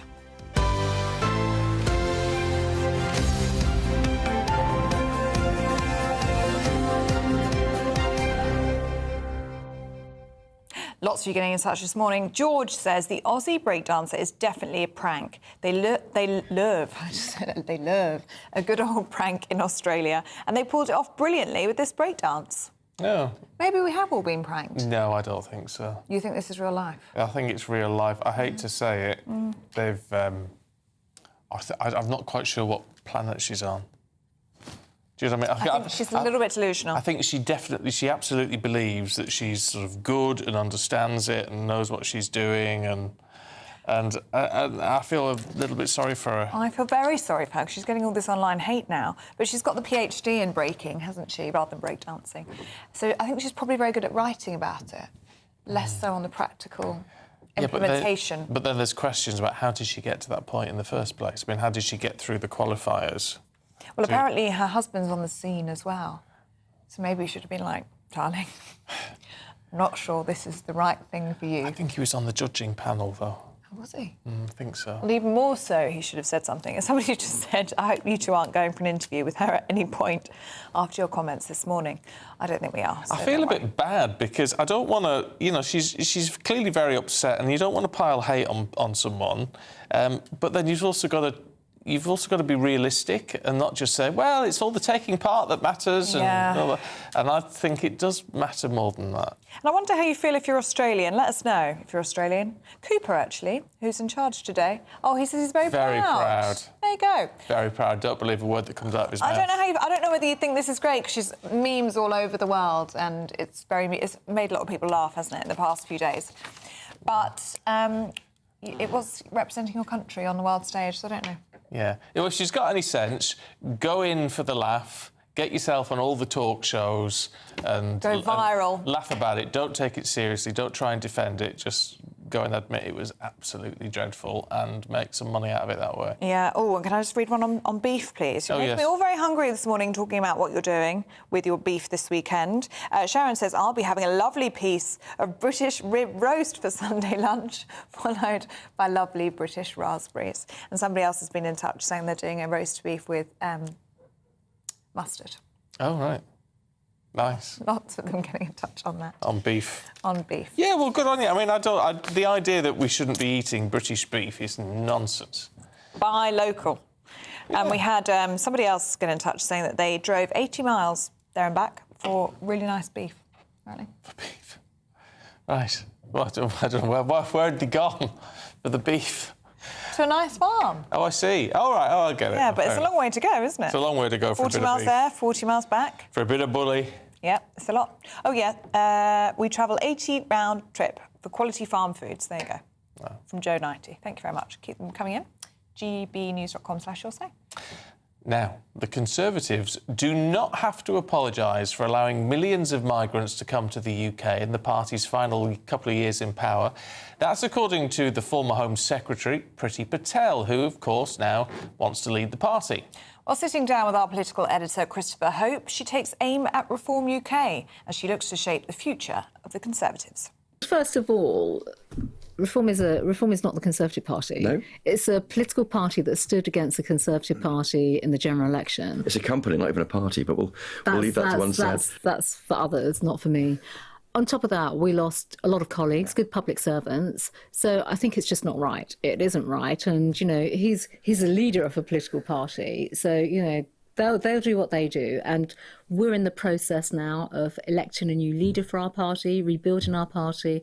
And if I may say so, my complete mantra for the future of our party is going back to being, you know, the authentic Conservative party that we've always have been. I think that got lost in translation. Yep. You've mentioned the 4 million people that voted for reform, and rightly so. It's important to recognise that. A lot of them were disillusioned. A lot of them saw that we failed to deliver. We saw a lot of tactical voting in this general election. These are big messages and lessons to my party, and we've got to learn from that. I'll never be dismissive about what happened in the last general election, but my focus as leader of the Conservative and Unionist Party is to make sure we go back to being a strong Conservative and Unionist Party. Let's talk to our political correspondent, Olivia Utley, who's in Westminster. I mean, heck, I mean, the problem with all of this is, and it's not just for Priti Patel, it's for all the candidates in this, is trying to get the Conservative Party to be strong again and uniting the party and all the different factions. It almost seems like an impossible task at this stage. It really does. I mean, it's incredibly difficult on so many levels. Firstly, you have almost, you know, an enormous number of the Conservative MPs who are still left in the Commons have played some part in one of the previous Conservative governments since 2010. The Tories were just in power for such a long time that there were a lot of people who became ministers. That means that almost everyone who's standing for the leadership, in fact, everyone who's standing for the leadership, had a ministerial role at some point, most of them relatively recently. So they have to say, we want a total change from the previous government. Of course they have to say that. The previous government led the Conservatives to their worst election defeat since before the Second World War.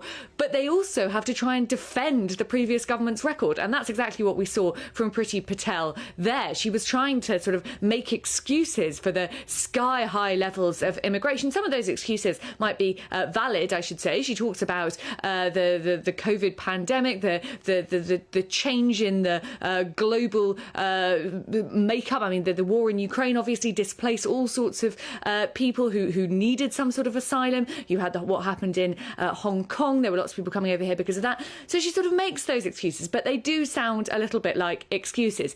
The other thing, as you say, Stephen, is she's trying to unite a very, very disparate party now. Within the parliamentary party, you've got the Conservative MPs who think that what needs to be done is appeal to those people who voted reform, those 4 million people who voted reform, by perhaps going a bit stronger on immigration. But then you've also got plenty of Conservative MPs who point out that the Liberal Democrats won 72 seats in the last election. So perhaps what the Conservatives need to do is sort of tack back to the centre and get some of those blue wall heartlands back. Whoever is Conservative leader is going to try and have to marry those two things together. At the same time, it's 3D chess, it really is.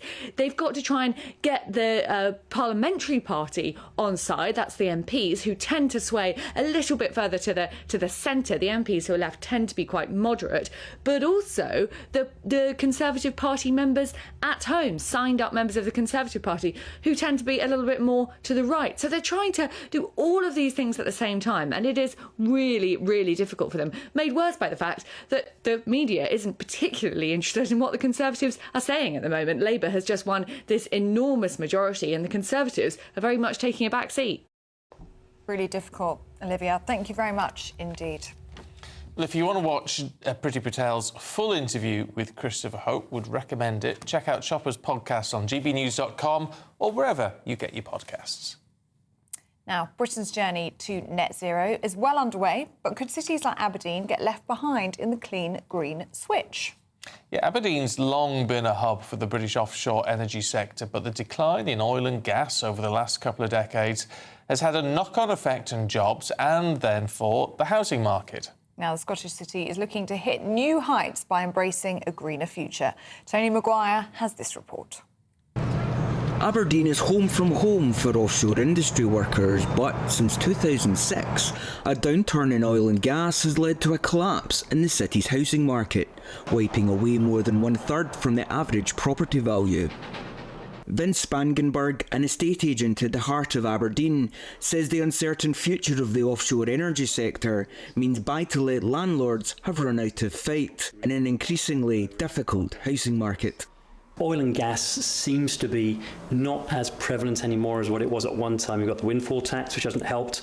You also tend to find as well that the recent increase in mortgage rates has made a huge difference as well.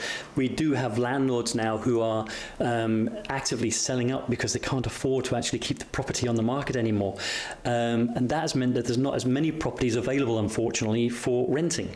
Elected on their green energy agenda, Labour has yet to unveil if Aberdeen is in the running to headquarter GB Energy.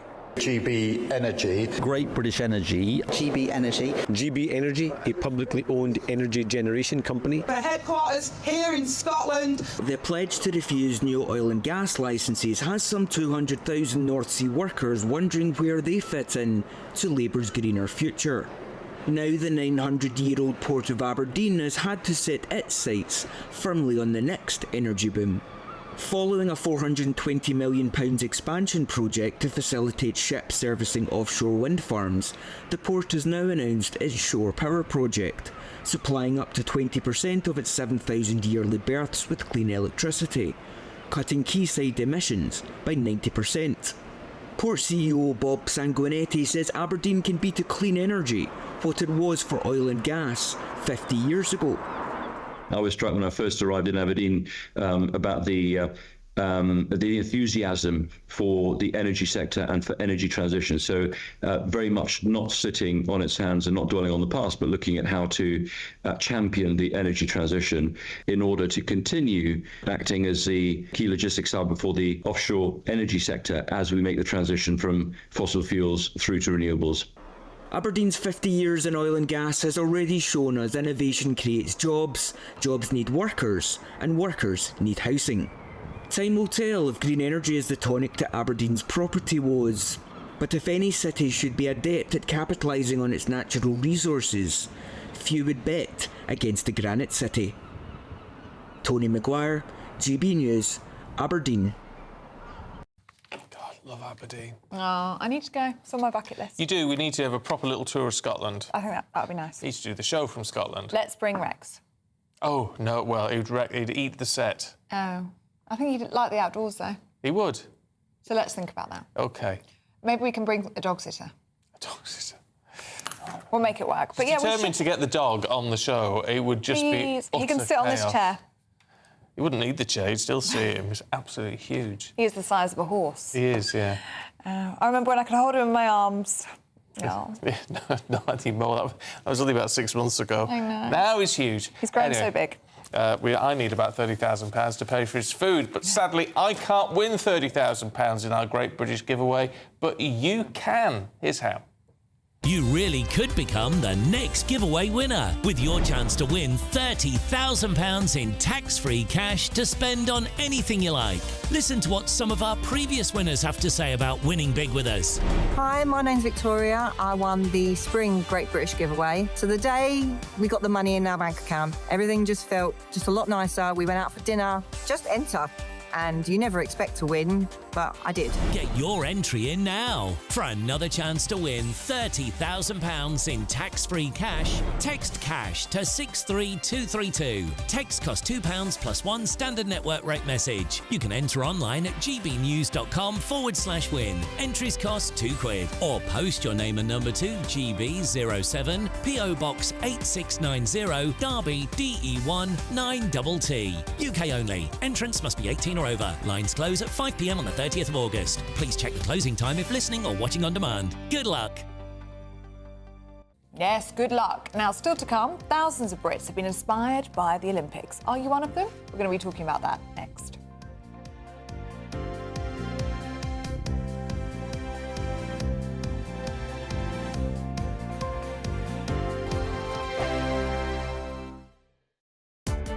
Welcome to State of the Nation, daily plunge into the stories shaping our country. I'm Jacob Rees-Mogg, and Monday to Thursday we bring you the insights, the facts, the truth about how our country is being governed. Because what happens in Downing Street matters down your street. Tune in to State of the Nation every Monday to Thursday, 8 to 9 o'clock. Only on GB News, the People's Channel, Britain's news channel. Join me, Camilla Tominey, for a frank and honest discussion with those in power that cuts through the spin and gets to the heart of the issues shaping our nation. You haven't confirmed that you want to stand as leader, but you haven't ruled it out either. This report basically says that he's not fit to stand trial. Is he indecisive? Incompetent? I deliver the dose of reality Westminster needs. That's the Camilla Tominey Show at 9:30 every Sunday on GB News, the People's Channel, Britain's news channel. This is GB News, Britain's news channel. Joining us now is GB News Royal Correspondent Cameron Walker to explain exactly what this is all about. Cameron, hi. We have heard Meghan and Harry talk about their mental health issues before in the past. So tell us more about this site they're launching. Yes, it's a very serious topic, a very ambitious site that the Duke and Duchess of Sussex have launched this weekend. It's called the Parents Network, and it's set up in collaboration with 6 or 7 groups of parents who have lost, tragically, a child to suicide, linked to their social media use. So it's connecting and offering help to parents who've lost a child, and that can be anything from cyberbullying, depression and anxiety, sexual exploitation, eating disorders and other traumas. And sadly, there are too many examples across the world, and Meghan and Harry have decided to tackle this very important topic, but also very difficult topic to cover. Now, Meghan's critics, we heard from that clip there, she was talking about her own experience of suicidal thoughts when she was a working member of the royal family. Her critics will say, why on earth is she making it all about herself? To be fair to Meghan, when the journalist Jane Pooley asks her, Jane Pooley specifically asked her about her suicidal thoughts when she was a working member of the royal family, she wasn't expecting it. She did give, to be fair, quite an eloquent answer, and Prince Harry then talks about the fact that all parents across the world need to be first responders when they're talking about helping their children overcome mental health problems related to social media use. There's lots of help and resources on the Archewell website, and I think it's going to be a while before we see if any of the words we've heard from Duke and Duchess of Sussex in this interview have any substance or any tangible impact going forward. Brilliant. That's our Royal Correspondent Cameron Walker. GB News, the People's Channel.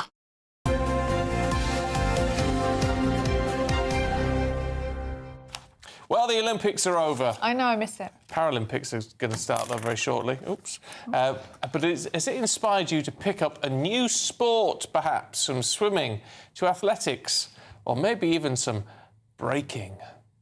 Oh, yeah, you can't call it breakdancing, can you? It's breaking officially. This. Anyway. Thousands of us have been inspired by Team GB's success because we did very well, didn't we? 5th on the medal table. I think it was something like 67 medals. Let's get the thoughts of Olympian and performance coach Greg White, OBE. Really good to see you this morning, Greg. First of all, what did you make of Team GB's performance? Incredible. 5th on the medal table. I mean, absolutely incredible. In terms of the total number of medals won, was incredible. But I thought, for me, the sort of highlights was the breadth of the medals that were won. You think about sport climbing, you know, events that we don't generally tend to see, that we don't get exposed to. But someone like Toby Roberts, who won gold in that, it was so exciting to watch him win that gold. And even across to things like kite surfing, some of these new events that we saw in the Olympic Games, as well as obviously the traditional sports like the 4x200 men's gold in the swimming and Keely Hodgkinson 800 metres on the track. There was so many fantastic highlights. It really was an incredible Games. Yeah, it's interesting because I mean I agree with you on like the rock climbing stuff was absolutely phenomenal, but in terms of inspiring people, do you think many people will be able to take up that sort of sport, or do we need to focus on the stuff which is sort of more obviously attainable at schools and colleges? Well, for me, it's interesting you say that, because I think actually now, most people listening now will know that there is a local climbing centre near them. I think what we've seen is an exponential rise in things like climbing, actually. And an awful lot of leisure centres around the country now have got a climbing wall, or they've got a bouldering wall.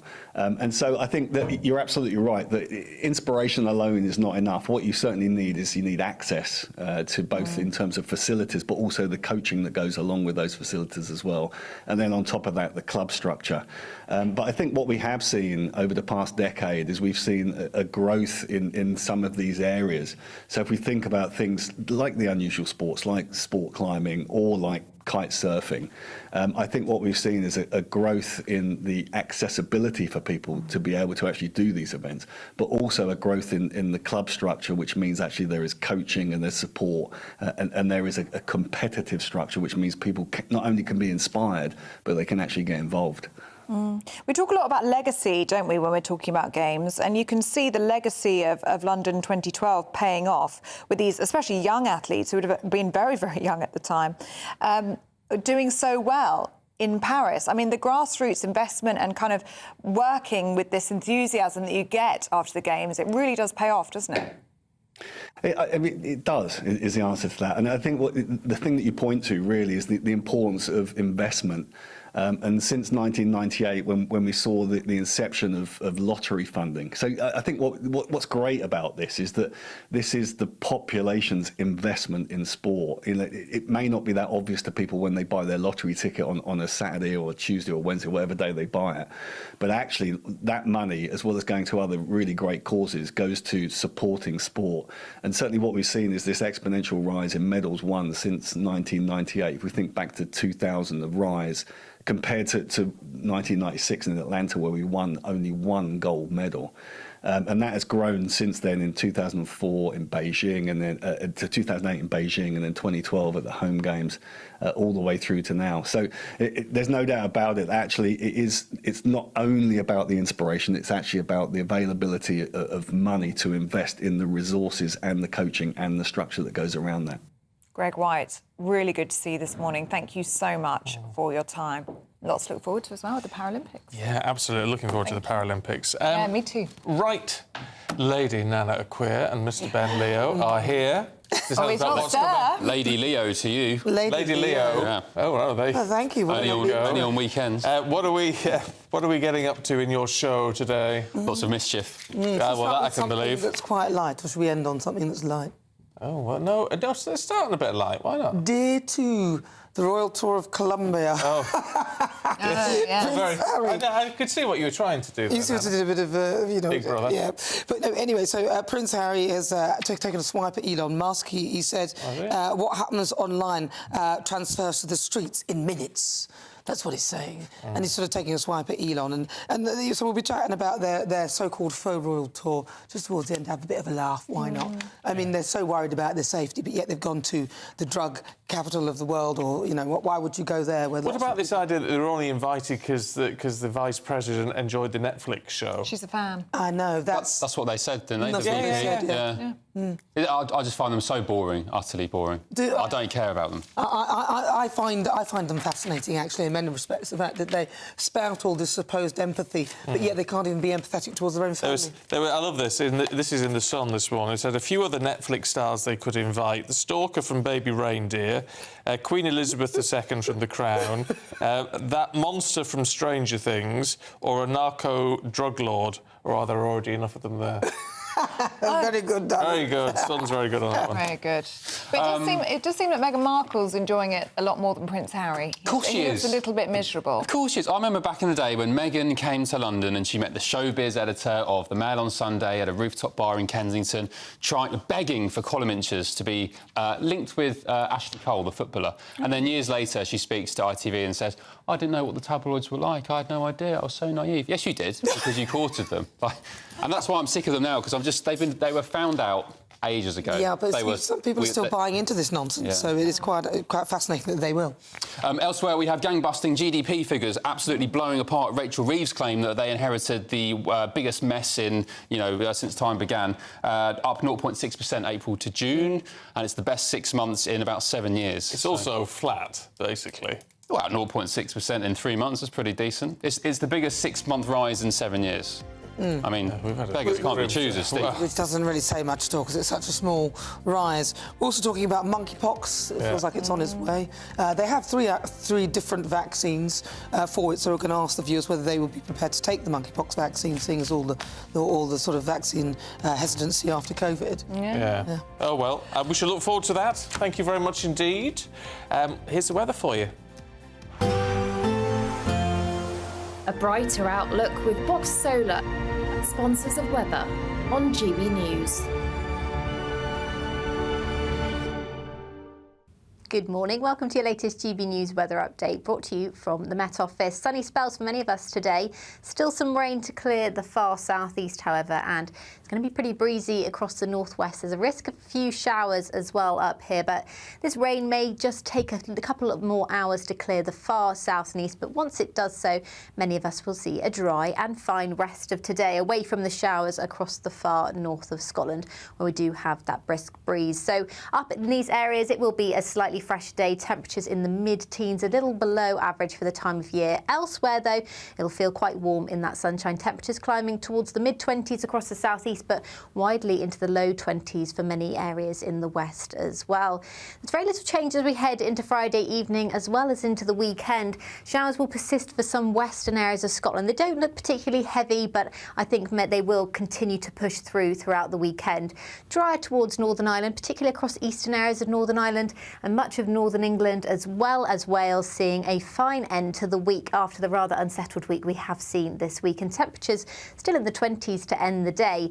Temperatures will fall away quite quickly overnight, though, as clear skies develop quite